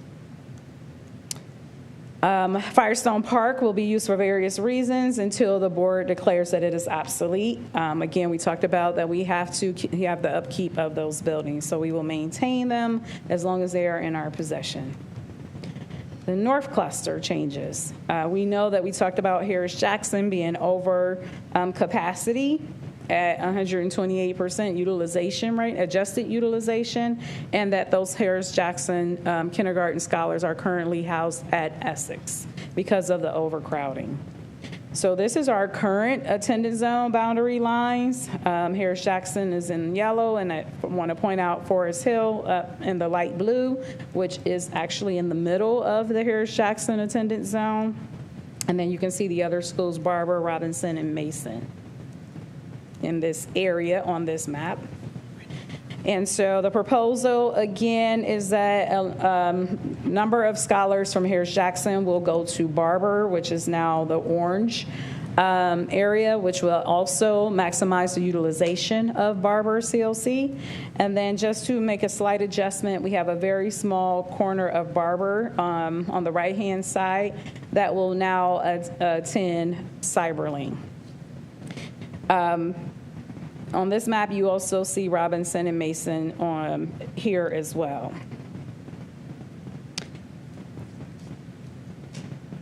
To reiterate, in the North Cluster, when the attendance zone will change, it will impact Harris, Jackson, and Forest Hill only. We will not be changing the attendance boundaries for the middle school or the high school scholars. So one of the changes that was made along the way was that Barber will feed into 2 middle schools. And so they will feed into East, and then they will also feed into Jennings. East Cluster changes, looking at STEM and Robinson. We look at the building utilization and said, how can we maximize opportunities here? And so we have found that the scholars that are in Robinson can be rezoned to attend Mason and David Hill, which then allows us to change the use of Robinson CLC. And we are proposing to move STEM High School into Robinson CLC. This is the attendance boundary proposal for Mason and David Hill, a split along I-76 for Mason, and then David Hill is in orange below I-76. Key insights, STEM will be housed at Robinson. We believe that we can do this in an estimate of somewhere from $500,000 to $1 million. We do look at and listen to some of those concerns about UA, University of Akron, and scholars, and bus routes, and all of that. And so we know that this is closer than what we had originally proposed with East, and that there is a Metro bus route available to take scholars directly to campus if needed. And then looking at other possibilities for transportation are still under review, but right now we know that scholars, just like all of our scholars across the district, will have Metro passes and can still utilize that as their transportation mode. Robinson will definitely be outfitted to support the programming of STEM High School. We will keep the current Family Resource Center at Robinson. And scholars at STEM will have to still continue to follow the OSHA or the Ohio sports rules as they currently, and that is that they continue to play sports through their home school. That will not change. This is an overview of our proposed cluster map with the new elementary zones displayed. Again, the clusters will remain the same. Now I'll turn it over to Dr. Lash for enrollment.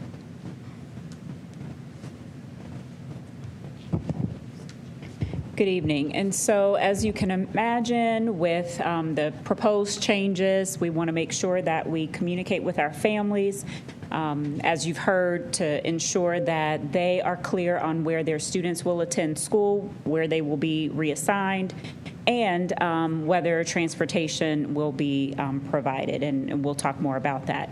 But again, families will receive a personalized communication. In fact, pending the board's approval, we will be prepared to send out an initial communication, initial as in initial before the personalized one, but a communication that just reiterates that the board voted, here's the vote, you will be affected, and kind of we want to let you know this now, but you're going to get more personalized information in the weeks to come.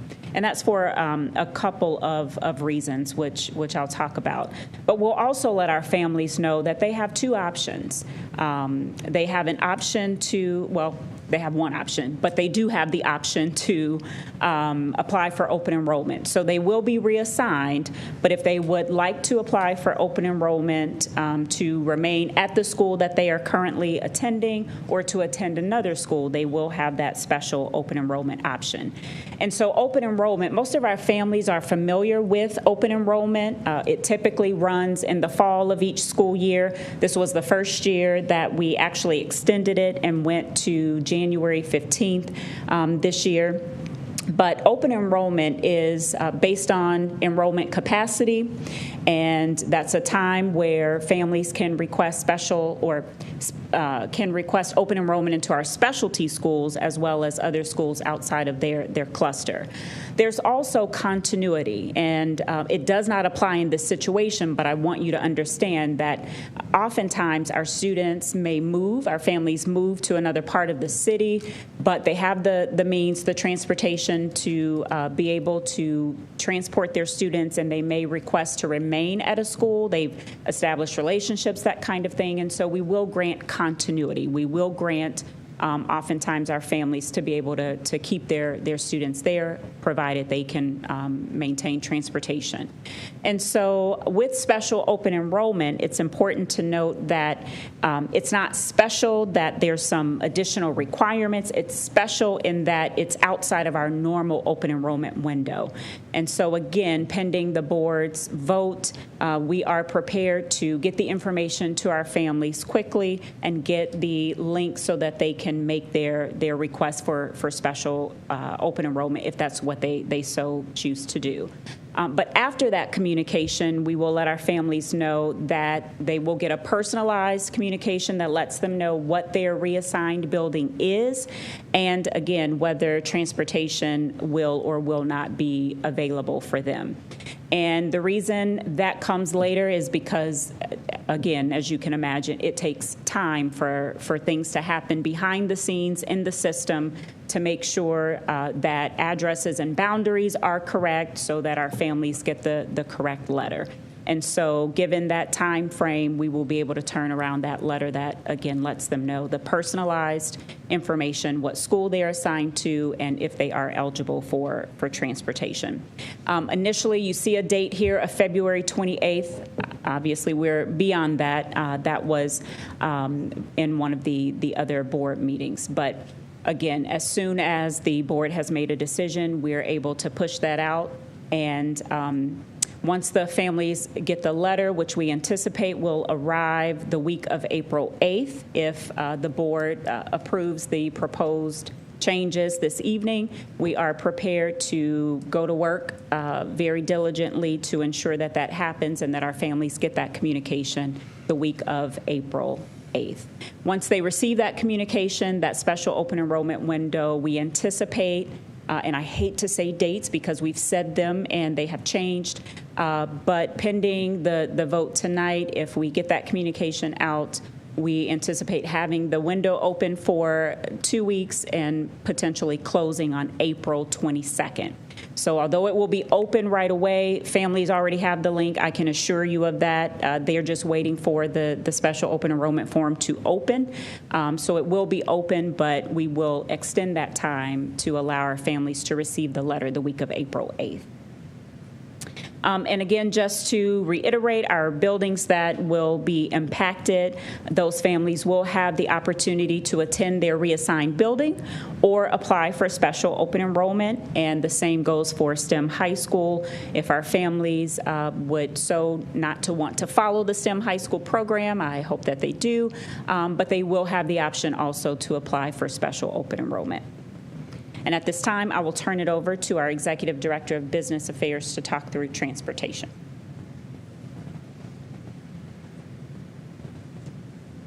Good evening. Excuse me. Just to review the transportation standards again, we do follow at APS the state of Ohio mandate that K through 8 students residing less than 2 miles from their assigned school building are not eligible for transportation, and I have provided those codes to you. The state of Ohio does not mandate school bus transportation for students in grades 9 through 12. Therefore, our high school students will continue to use the Metro bus passes through Metro Bus that are provided and paid for by the district.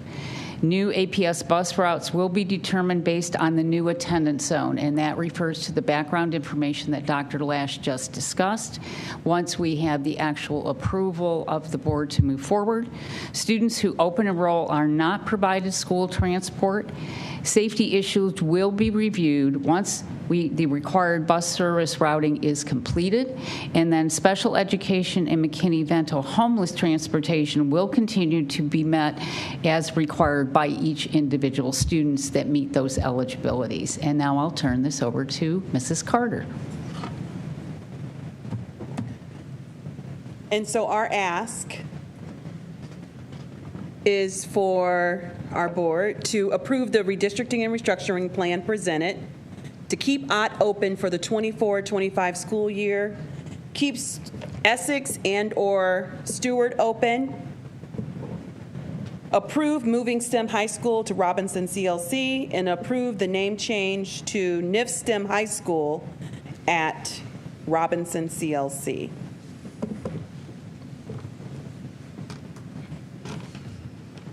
Questions? Thank you for that presentation. Are there any questions? Mr. Perry. Thank you, Madam President. So we've heard obviously a lot of these redistricting and questions answered in the past, and we've heard a lot of these presentations over the last few weeks. My question is specifically about Essex. You mentioned if we keep that open and we do ELP support staff in 6 classrooms there, was that right?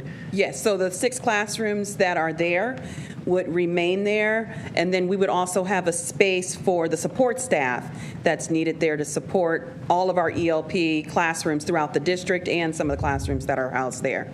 And there was a figure given of $90,000 in operation cost. Correct. Is that in addition to what our current budget is then? It would be additional for next year, Yeah, because for next year is slated to close. Okay. But currently, yes, we pay those expenses because the building is Sure. open. Okay. Any other questions? Dr. Molnar? Thank you, Madam President. First, I want to say I appreciate the presentation. I tried to open it. I didn't have access to it, but I appreciate the presentation. I especially loved how you started with the blueprint. I've mentioned several times I like hearing how everything aligns with the blueprint. I've even tried to align my own comments and community reflections to the blueprint. And I love Essex. My children went to went through the ELP program at Essex, and I paid for them to go through there. And if we had full day as an option, I would have loved that option. Absolutely. It was wonderful. But I keep hearing the phrase, until the vote. I heard that so many times throughout this presentation. But I feel like critical information is still missing related to this resolution, and it only allows us to move forward 80%. And I feel like the lack of clarity on the 5th item in the resolution is problematic, and I'm frustrated, as I've brought this up a few times, I'm frustrated that redistricting has been held hostage and keeping us frozen until there was an emergency vote tonight. We went through, got the emergency vote, but still, your ask on the last slide is not what the resolution says. So when we did the LTOP, we went through, and there was that question. We had, North High School or Miller South. And so we went through the whole LTOP presentation. We had those 2 options. We voted for the first option, and we voted for the second option. We voted both of them one day, and then we had a decision at the end of that day. But today, even after we vote tonight, I feel like we still have questions that haven't been answered because the resolution still says may or may not keep Essex open. So I hear you have a plan. I hear it's ready to roll out. If tonight's emergency resolution and redistricting is passed, when will these teachers here in this row, when will they know if their building or their classroom is going to remain at Essex or be rezoned? Tonight. Go ahead. Then we are able now to move forward with the work that we have to do. So first of all, not just to Essex or Stewart, and we have been out to the buildings to speak with staff initially. So I want to apologize because I think, I'm be very honest with you, without an excuse of that, I don't know, unless it would have been on a weekend, I really don't know when we would have had even time to, because we've been running back and forth from different buildings.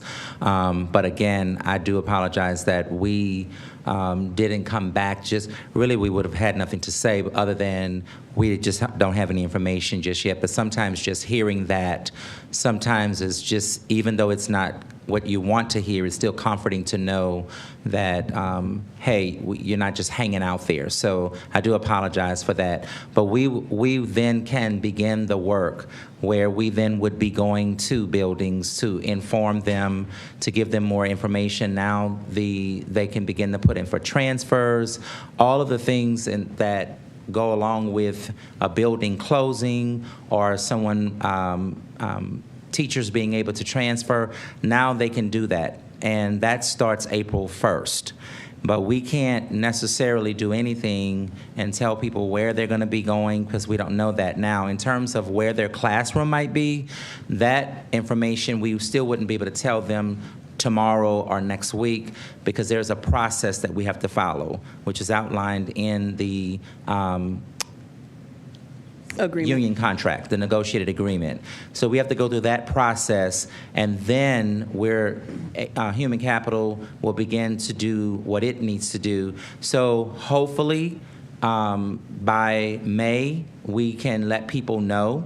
I would love for it to be done sooner, but they have we have a process that we have to follow. And I was even saying to the team on yesterday, hey, I wish that we had been able to do, but what I've discovered, it would not have mattered because those dates are in the contract. That window is in the contract, so we have to follow that. And then we can begin to know where people, because it depends on openings and then where people are putting in transfers as to where they would perhaps want to go. And so if our ask is to leave Essex open, and so what would happen, like Dr. Robinson was saying, if we were to leave Essex open, then Stewart staff would still proceed with putting in their priority transfers. Essex staff can still put in a transfer. I mean, everybody throughout the district can put in transfers if they choose to. But if we leave Essex classrooms at Essex, our teachers at Essex would have the option to stay, or they could still put in a transfer like every year if they choose to at the end of the school year. And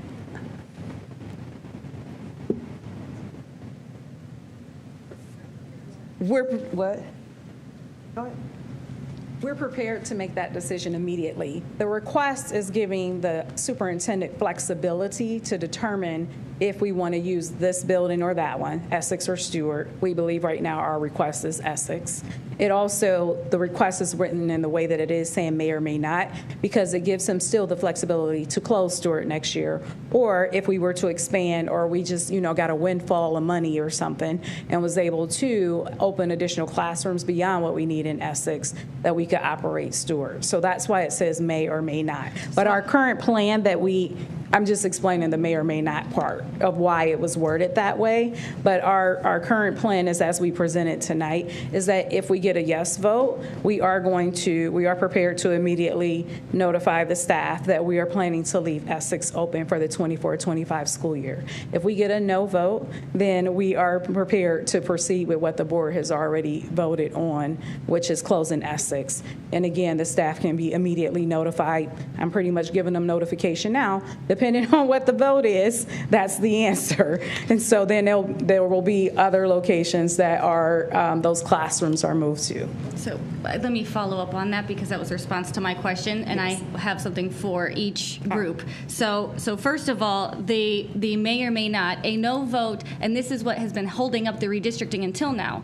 The no vote is not closing Essex. The no vote also includes the other 4 redistricting. The rest of redistricting is being held hostage because we didn't have the 2 options like we did with North, so we could vote and move forward. Keep open, not keep open.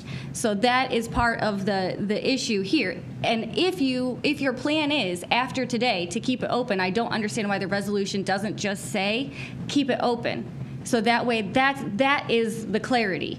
And then, so am I hearing that the reason why, and I'm trying to interpret what you said, the reason why we don't know if we're going to keep Essex open is because of the union? Is that what you said? The union will I did not say that. Okay, so why? I did not say that. Okay, so we won't know.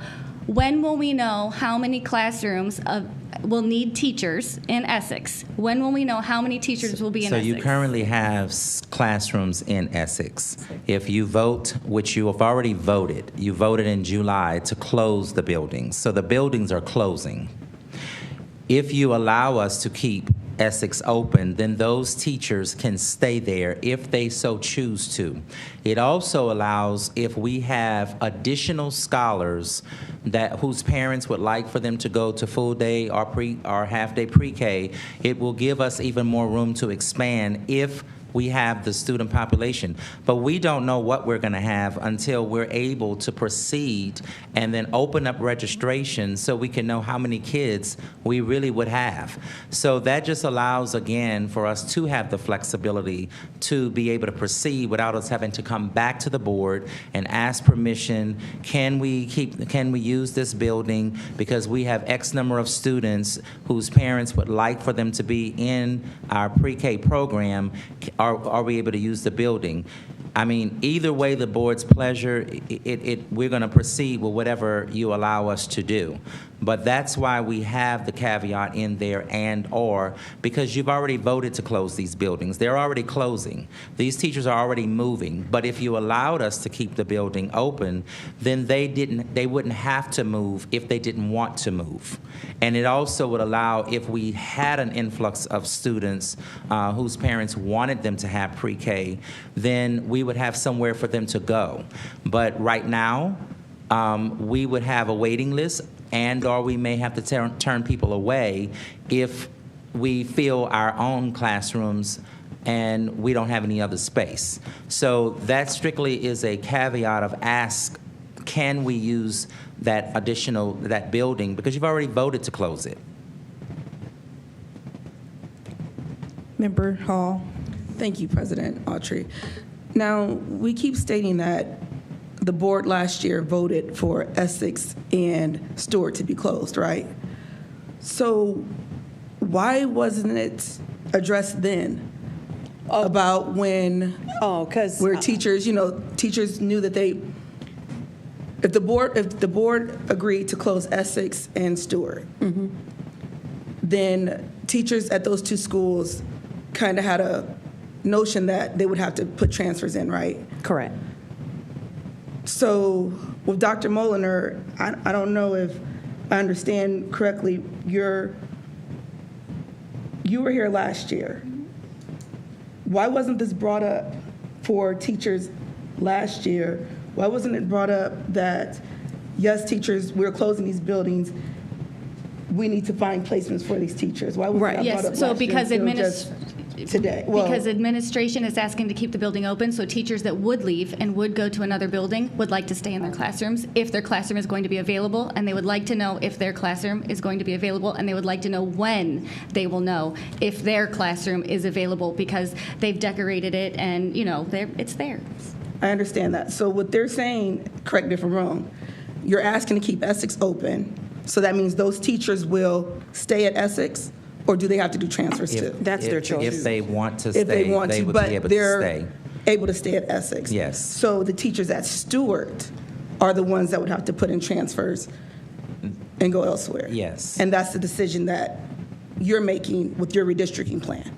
It's or not, was it already done before? The building was already voted on to be closed. So those teachers, we're just asking, can we keep Essex open, as that was also voted on to be closed.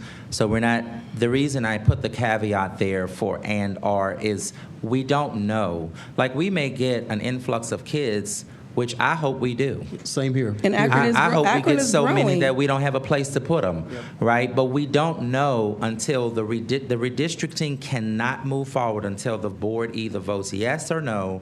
If the board votes yes, then we're able to proceed. We can open up the document for people to start registering and start inquiring and wanting their child to be a part of the pre-K program. But it's nothing we can do until we get a vote from the board. And so I do want to correct. The redistricting was never held up because of an and/or. Neither the conjunction and or kept us from doing this, right? We could not move forward because there were issues with the policy that, unfortunately, I was not here.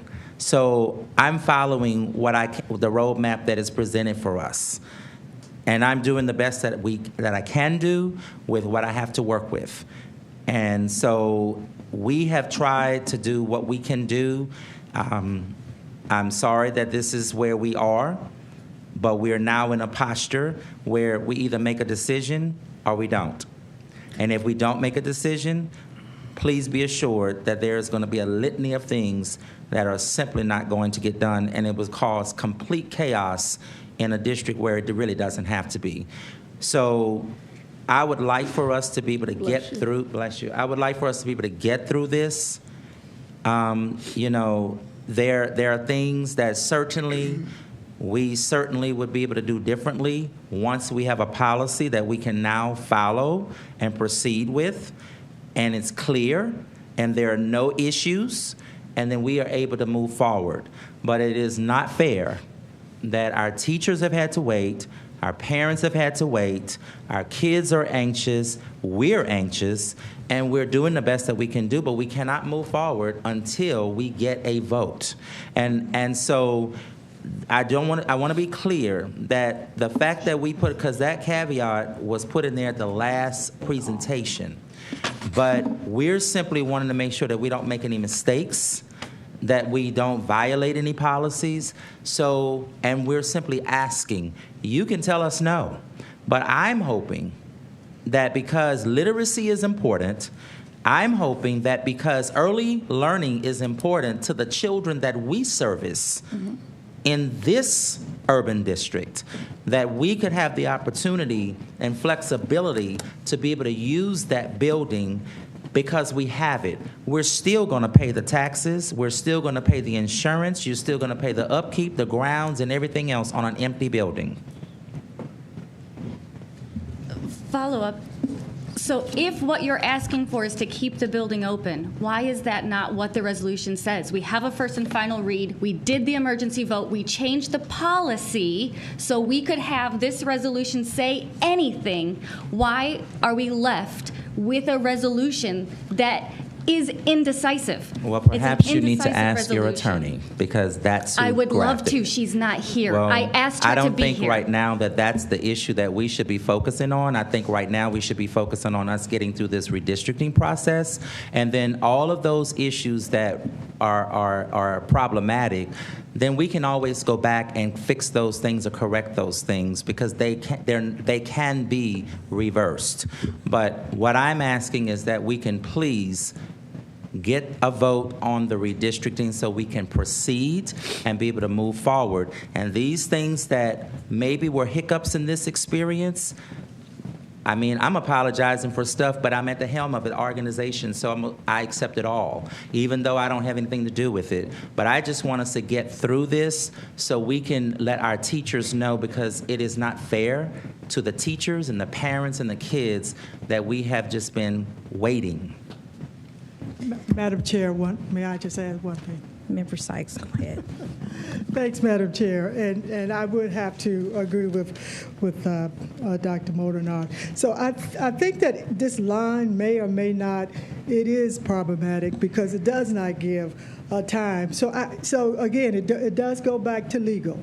And so if we had something in here that said to be determined by a certain date, that would help, because that will at least give everybody an idea as to when the final decision will be made. But I would agree, may or may not really does kind of keep us in limbo here. But it does go back to, we need to run this more through the legal area so that this language is a bit clearer. But I do understand why you wanted to put may or may not in there, but having a date as to when you will make the final decision would be helpful. Well, the date could be made, Member Sykes, once we get a vote, then we can make the date, which would be for the 24-25 school year for Essex, because Stewart would be closing, which is based upon what the board voted on in July. Okay. And would that date be tomorrow? Tomorrow for us notifying? No, whether or not you would determine the expansion of, would that be tomorrow? Well, the process can begin tomorrow, because we really don't know until, so if the board votes tonight, then tomorrow the window is open, and parents can be, and the community can now begin to start registering. And then we then can look at those numbers to determine, is it something that we're, are we getting overwhelming number of kids, and we can certainly share that information and with the board so that you are aware of what's happening with the numbers. But we don't know until we open up that window for And parents. how long to is start that window registering. open? It's going to be open for is it 2 weeks? No, I'm sorry. That's the. We're getting close to it. Yeah. But you raise a great point. So Yeah. so the special open enrollment, we were having a little caucus back here too. The special open enrollment window can open as quickly as tonight, and will go through April 22nd. When Superintendent Robinson spoke about the registration, that's the work behind the scenes that we will, Mr. Henshaw is back there, that we will go to work to start getting our systems ready with the new addresses and all of that stuff. So we could potentially have it ready by afternoon tomorrow, but I would say no later than Friday. I really want to say give us Monday, but we could have the registration for all new students registering for the district at the latest by Monday. Does that, I know you don't like those windows. No, that's the opening. Yeah, that's not what we would be doing it tonight or tomorrow. Right, for But special we don't know open how enrollment. long parents, I mean, a parent could literally register their Oh, child. that's right. The second week in April. That's right. You know, so we The we day really before don't know. school in August. But what I can say is that we are prepared to push out our registration information. We have videos coming that we've worked on, and other things that help with marketing and all of those things. But yeah. Madam Chair, so you see what I'm saying? If we just kind of had a date, that probably would be helpful to everyone. On or about kind of a date, not to say absolute, but on or about. And that's just how the language should be written, as opposed to may or may not. That's my recommendation. Ms. Jackson. I don't have to reiterate because I'm in agreement with what's being said. I think the issue, because I made a note about data-driven decision-making, and so when we're talking about expanding a programming, theoretically, with what we believe may happen and leaving the building open because of registration, then we definitely have to have a closing window, because to say, I understand the opening, but is it going to be open? Is the registration going to be open for 2 weeks, for 6 weeks, for 8 weeks? Because then we can monitor the progression of enrollment to kind of see, is it slow to enroll? Can we just make an educated guess and round up or down that at this point we have 60 kids, I'm just throwing out a number. We had 60 kids registered. We're not going to need Essex to remain open. But we have to make informed decisions based off of measurable, quantifiable data, right? And which would be the actual registration of live bodies for the pre-K program. It's great that we have the advertisement. I don't know if we're going to do text alerts, all call. We are now registering for all day pre-K. However it's going to go. We are. Great. So then we need that window. If it's 6 weeks, if it's 4 weeks, because then when we're reporting and when we're meeting back, or when you're giving updates like you do, we can say pre-K is now enrolled at 75% capacity of 200 seats that need to be filled. Just throwing numbers out, right? But that way, it gives us more information to if the closure is going to happen or not. If it looks like we're going to stay open because these numbers are rising quickly, so it's a no-brainer, we're going to need teachers in this building, or school people, people have enrolled in other programs or left the district. It's numbers that we can follow. That's the only thing. We can have hard fixed windows. It's going to, registration opens this date, it'll close by this date, we'll be able to give you an answer. That's what I'm thinking when I'm saying time frame. And I felt like we're not hearing that. I understand when it's open, but how long is it going to be opening and when is it closing is what just what I want to posit. Can I say something, Madam President? It's hard to see me over here. Go ahead. Yeah, it's Member okay. Perry. So I guess what I'm hearing, it sounds like to me it's two different equations we're looking at. Number one, how long we leave it open, the registration process, and number two, we look at the number of kids that get enrolled, right? So is there a minimum number of kids we're looking for, maximum, that decides this, whether we keep these schools open or closed? I mean, there has to be some number, right? I mean, if we get 60, as she said, is that enough? If we get 200, is that, can we do that? So we have the seats for 36 additional seats. Okay.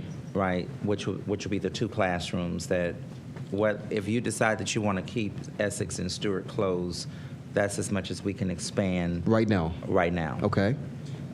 And if we wanted to keep Essex open, that will give us room to expand based on the numbers but we don't know those numbers just yet. But what it also does is it prohibits us from having to move teachers. Sure. That we wouldn't necessarily have to uproot them and move them out of that building and offices and everything, because it's a lot of usages of that building. Sure. So that, in addition to, is why we were asking, can we keep that particular building open? Because it's not just the classrooms, it's people's offices, and I mean, we utilize the space for other things. So that's the only reason we were asking, can we keep that particular building open? The other one would close. And I get that part. I mean, it's already voted to close, so Sure. we would move those teachers out of Stewart. I get that 100%. But specifically with Essex, we have, earlier we heard a support staff and 6 classrooms there. Is that a capacity that we have 6 classrooms, that's it? Not 7, not 8, not more than that? Right, so currently there are 6 early learning preschool classrooms there. Okay. And then we would have our support staff there as well to help with, to have a space. Sure. So that they're not just spread out everywhere. They could be in one location. It would be like the hub for early learning preschool.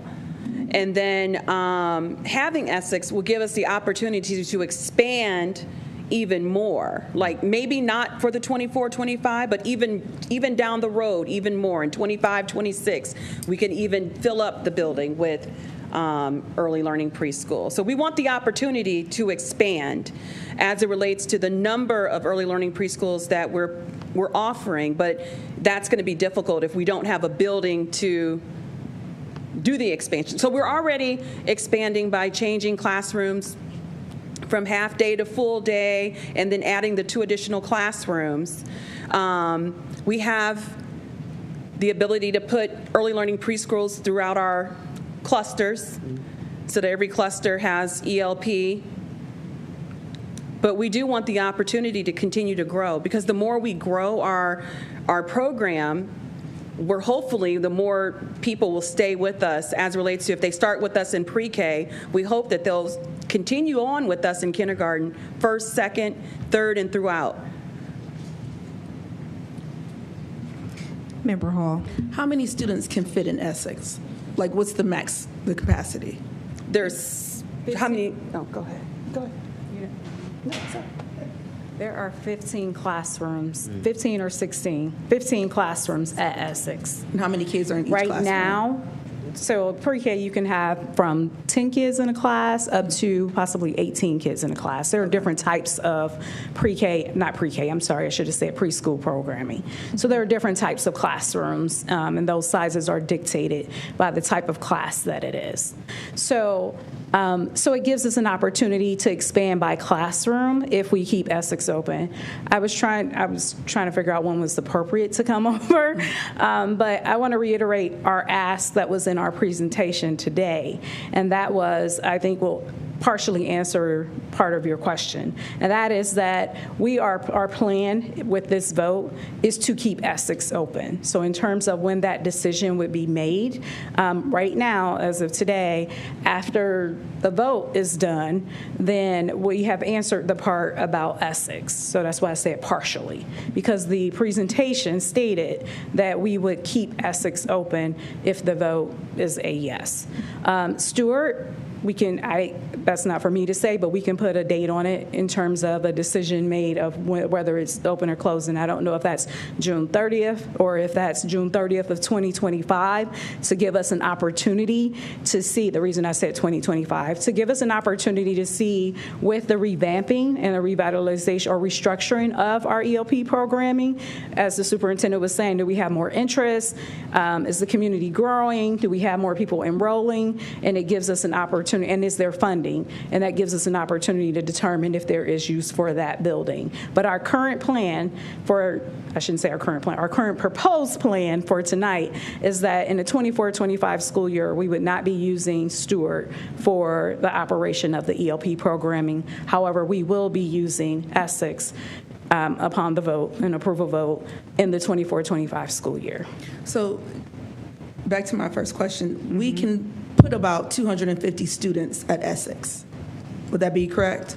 If you did the math. It was like 270, but I just rounded it down a bit and I said 250. So we can have up to 250 students. Roughly, so yes. With the enrollment, if you said we can fit 36 students now in seats with the schools closing. So if we get 150 more students wanting to do the early learning, then that would be reasons to keep Essex open, correct? Yes. Okay. And people can enroll their students that don't live in the district too, right? Yes, and I hope that Okay. they do. No. No? Yes, no? For No. For early learning, no? No, I'm talking about pre-K. I'm not talking about early learning. For pre-K? No. Oh, I thought I heard that. That's why I asked the question. It's still district. Okay. It's still district. Okay. Live in our attendance zone. Okay. Because we Because can you can, accept if you're in students. Akron Public, you can send your kid to another school out the district and pay we their can taxes. accept students Oh, out So of- we don't do that here in Akron? Yes. We currently don't. I have my expert in the audience. We currently accept Akron Public, Akron Community, Akron City residents. Okay. Yeah. Are there any other questions for the superintendent and his team on this presentation? Dr. Molnar. I guess I'm going to echo Member Sykes's recommendation. I don't know if it was a motion. I don't know where that was, but on item number 5, to place a date, and if it needs to be a separate date for Stewart and Essex, then to place 2 dates, a date for Stewart and a date for Essex. But I think our teachers deserve to know what building they're going to be in, and by what date they will know what building they're going to be in. And I think, as I understand that we want to enroll as many people as possible. I love the idea of growing the district, but I think they should know before school starts, before August. Even though we're accepting people in August, I feel like they should know before August. So if we could have dates as recommended by Member Sykes, I would greatly appreciate that added to this resolution. And Dr. Molinar, we can provide that. Also, when I said yes, for kids whose parents would actually pay their own way, because some of our kids do pay their own way for pre-K. Some of our parents do receive a sliding scale where they're able to have the funding from the government where they can actually receive a lower rate.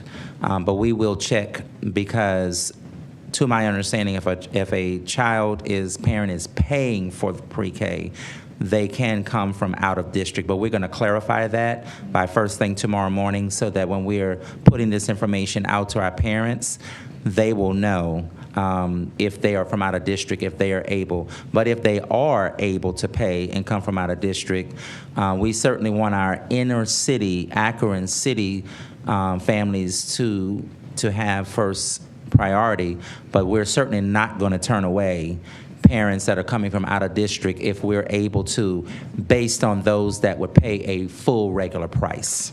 As a parent who did pay to send their child to Essex, I can say I had to prove that I lived within the district, and at first they tried to deny me, and I had to go through, and because they said, just because you have Akron water doesn't mean you live in Akron schools. And I said, no, I live in Akron schools, and now here's proof. I live in Akron schools.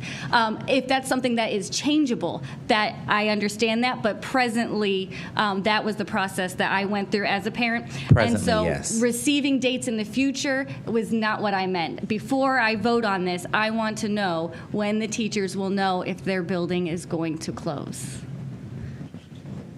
So we once we get a vote on this, then we're able to tell teachers in terms of, now Stewart, those teachers would be moving because that building was already voted on to close, and we're not asking to keep that one open. When it comes to Essex, that's what we're asking for the building to be. Can we let that building remain open?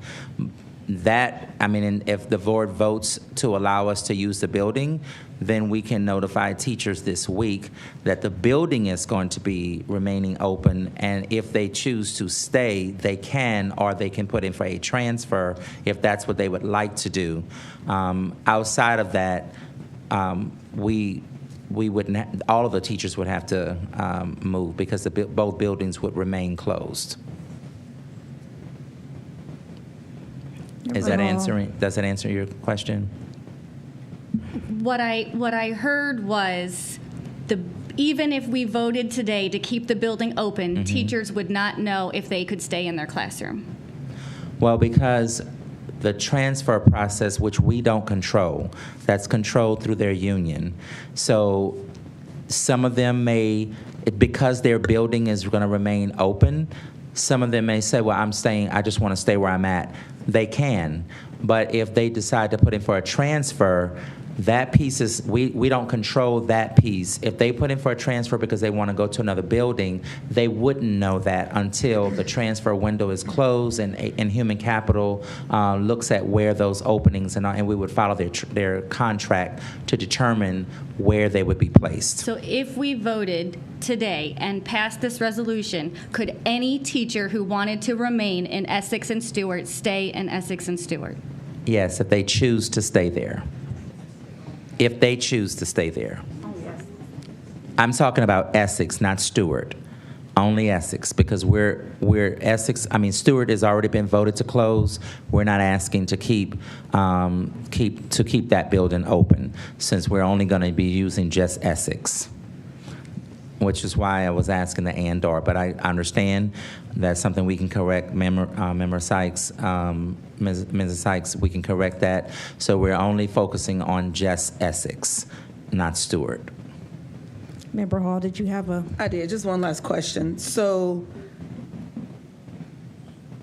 until we find out dates of if we're keeping Essex or not, and if a teacher puts in a transfer just to be safe, play it safe, right? Not knowing if they're going to stay at Essex or go somewhere else. Can a teacher then deny their transfer and stay at Essex? They can withdraw their. They could withdraw it. Okay, so they're not locked in the transfer. No. Okay. Any other questions? Yeah, Madam Chair, I'm just wondering, can we say April 1 for Essex, that the teachers, that they would know? Is that reasonable? In terms of them knowing where they're going to go next year or whether they're going to stay in Essex? I mean, because we can let them know tomorrow that, hey, if you're in Essex and you choose to stay there, then you can stay there. But if they choose to put in for a transfer, that part I can't control because that's out of my purview. Yes, I think April 1. Yes, Madam Chair. The request is that if we could add April 1, I guess I could offer an amendment. Unless you would offer it. Yes. Okay, all right, so. Yes, ma'am. Madam Chair, may I offer an amendment? Well, but we're not on this yet. We're not on fire yet. When we get there, I'll offer the amendment. So Are there any other questions from the presentation team? Thank you so much for that information and your answers to the questions from the board. And so at this time, we will move to section 4 to 5 for approval of the resolutions and motions in the consent agenda. Dr. Robinson.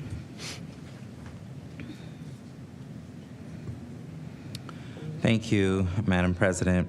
I wish to recommend approval of the resolutions and motions presented in Category 5. They are in proper format, and I move their approval, please. Thank you. Is there a motion to approve the consent agenda, resolutions and motions listed in 6.1? I so move. It's been moved by Member Perry. Is there a second? I second. It's been seconded by Member Hall. Is there any discussion? Mr. Perry. So with the resolution including the amendments that Member Sykes brought up, this will be part of that amendment, right? Yeah, and actually what we have to do, it's on the consent agenda. We actually have to move it off the consent agenda. I motion to move from consent agenda. Okay. Is there a second? Second.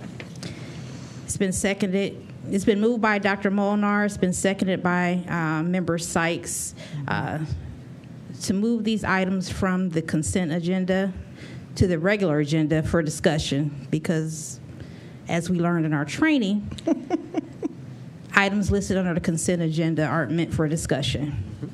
Right. And so it's been moved, it's been seconded. Is there any discussion?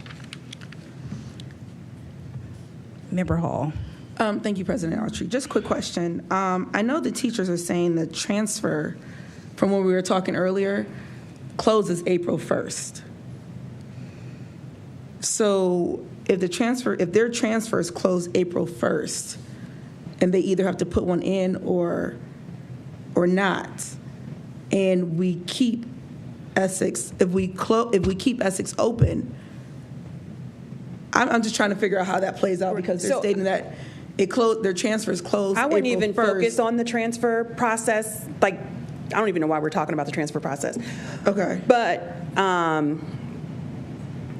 right now, they're in the midst of putting in their requests right now. Okay. So the transfer window is open until April 1st.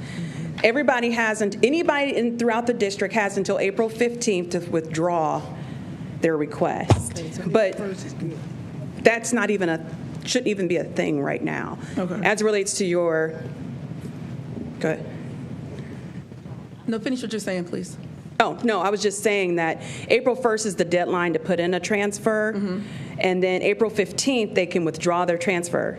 Up until April 15th is the last day you can withdraw a transfer request. Because, I guess the motion in the chatter is about that. So teachers should then put their transfers in regardless? Right now, everyone's operating off of Essex closing. So our Essex teachers, some of them maybe have already put in a transfer request based on where the ELP classrooms are slated right now.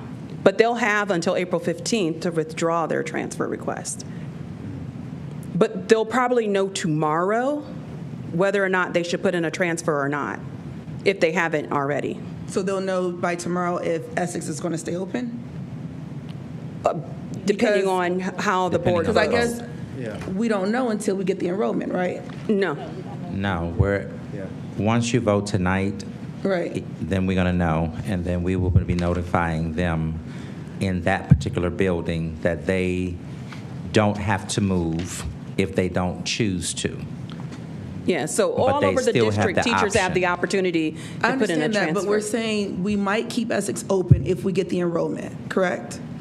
We're asking to keep We're Essex, asking to keep it open now. if we get the enrollment. No, we're asking to keep Essex open right now. Regardless, just keep Yes. it open. Okay, period, okay. Then, what? So then the teachers at Essex can stay at Essex if they choose to? That's correct. Yes. Okay. That's correct. Sorry, Ms. Hall. I'm hearing different things, and I just wanted clarity, not only for myself, but I imagine some of the teachers would want clarity too, because we keep saying it was voted last year to be closed, Essex and Stewart. Stewart is closing regardless, correct? Correct. And you're asking to keep Essex open. Yes. Got it. All right. It's been moved by Dr. Molnar, seconded by Member Sykes, to move this off the consent agenda for further discussion. Yes. Okay. Amendments. Yeah. Is there any other discussion around that? Vice President Jackson. Yes, I have discussion, but I can't wait to discuss further when it comes off the consent agenda so that we can get it Yeah, up. so what's on the floor now is to remove this from the consent agenda for That's the only discussion. questions on the floor. Roll call, please. Mr. Perry? Okay, Dr. Molnar. Yes. Ms. Alexander is not present. Ms. Autry. Yes. Ms. Hall. Yes. Ms. Jackson. Yes. Mr. Perry, yes. Mrs. Sykes. Yes. Motion carries 6-0. Thank you. So I guess this is now just a regular part of the agenda. And so on the floor is, I guess we'll do A discussion. discussion regarding the amendment to 5.1. Is there Madam a Chair, motion? If Member Jackson's question had to do with the amendment, or was it general conversation? No. I think it does have to do with the amendment, but I can, if you can proceed with the amendment. Yeah. The amendment would be amendment number 24-031. That would be the amendment.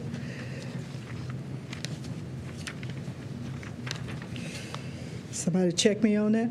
Yes, Yes. that's the correct. amendment. All right. So 24-031, amending expansion of pre-K and programming in Essex building may determine the final use of Essex building on or before April 1. Did that make any sense? It did, to me. Is that? Yes.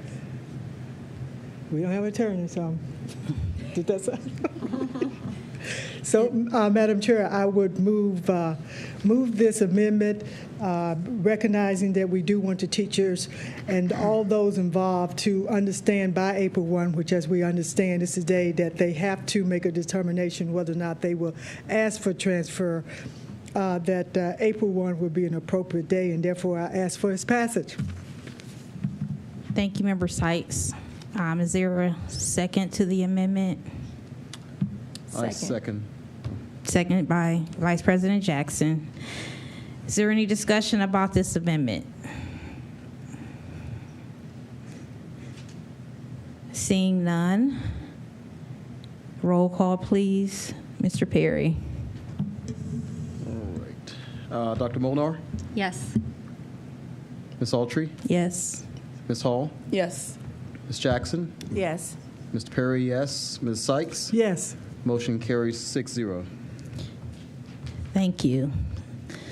So now we will entertain a motion to approve this resolution with the approved amendment. I so move. It's been moved by Mr. Perry. Is there a second? Second. It's been seconded by Vice President Jackson. Is there any discussion? Seeing none, roll call, please, Mr. Perry.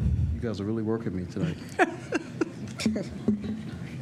About time for the treasurer not to be Seriously, here. yeah. I have to make a lot of changes on this sheet here. Okay. Mr. Perry, yes. Ms. Sykes. Yes. Dr. Molnar, Yes. Ms. Autry, Yes. Ms. Hall, Yes. Ms. Jackson. Yes. Motion carries 6-0. With applause. That was your. Thank you. I'm not- And then finally, for your consideration, item 5.2, resolution renaming of Robinson CLC to National Inventors Hall of Fame, STEM High School at Robinson CLC. Is there a motion to approve that resolution? So moved. It's been moved by Vice President Jackson. Is there a second? Second. Seconded by Member Sykes. Is there any discussion? Seeing none, roll call, please. Mr. Perry. Dr. Molnar, Yes. Ms. Hall, Yes. Ms. Sykes, Yes. Ms. Jackson, Yes. Ms. Autry, Yes. Mr. Perry, yes. Motion carries 6-0. And finally, on our agenda this evening, item 7.1, a motion to adjourn this meeting. Is there a motion? So move. Moved by Member Second. Sykes. Is there a second? Second. Seconded by Vice President Jackson. Any discussion? Seeing none, roll call, please. Mr. Perry. All right. Mr. Perry, yes. Ms. Sykes? Yes. Dr. Molnar? Yes. Ms. Autry? Yes. Ms. Hall? Yes. Ms. Jackson? Yes. Motion carries 6-0. Thank you. We are adjourned at 8:12 p.m. Thank you, everyone, for coming out. Thank you, board members, for this robust meeting.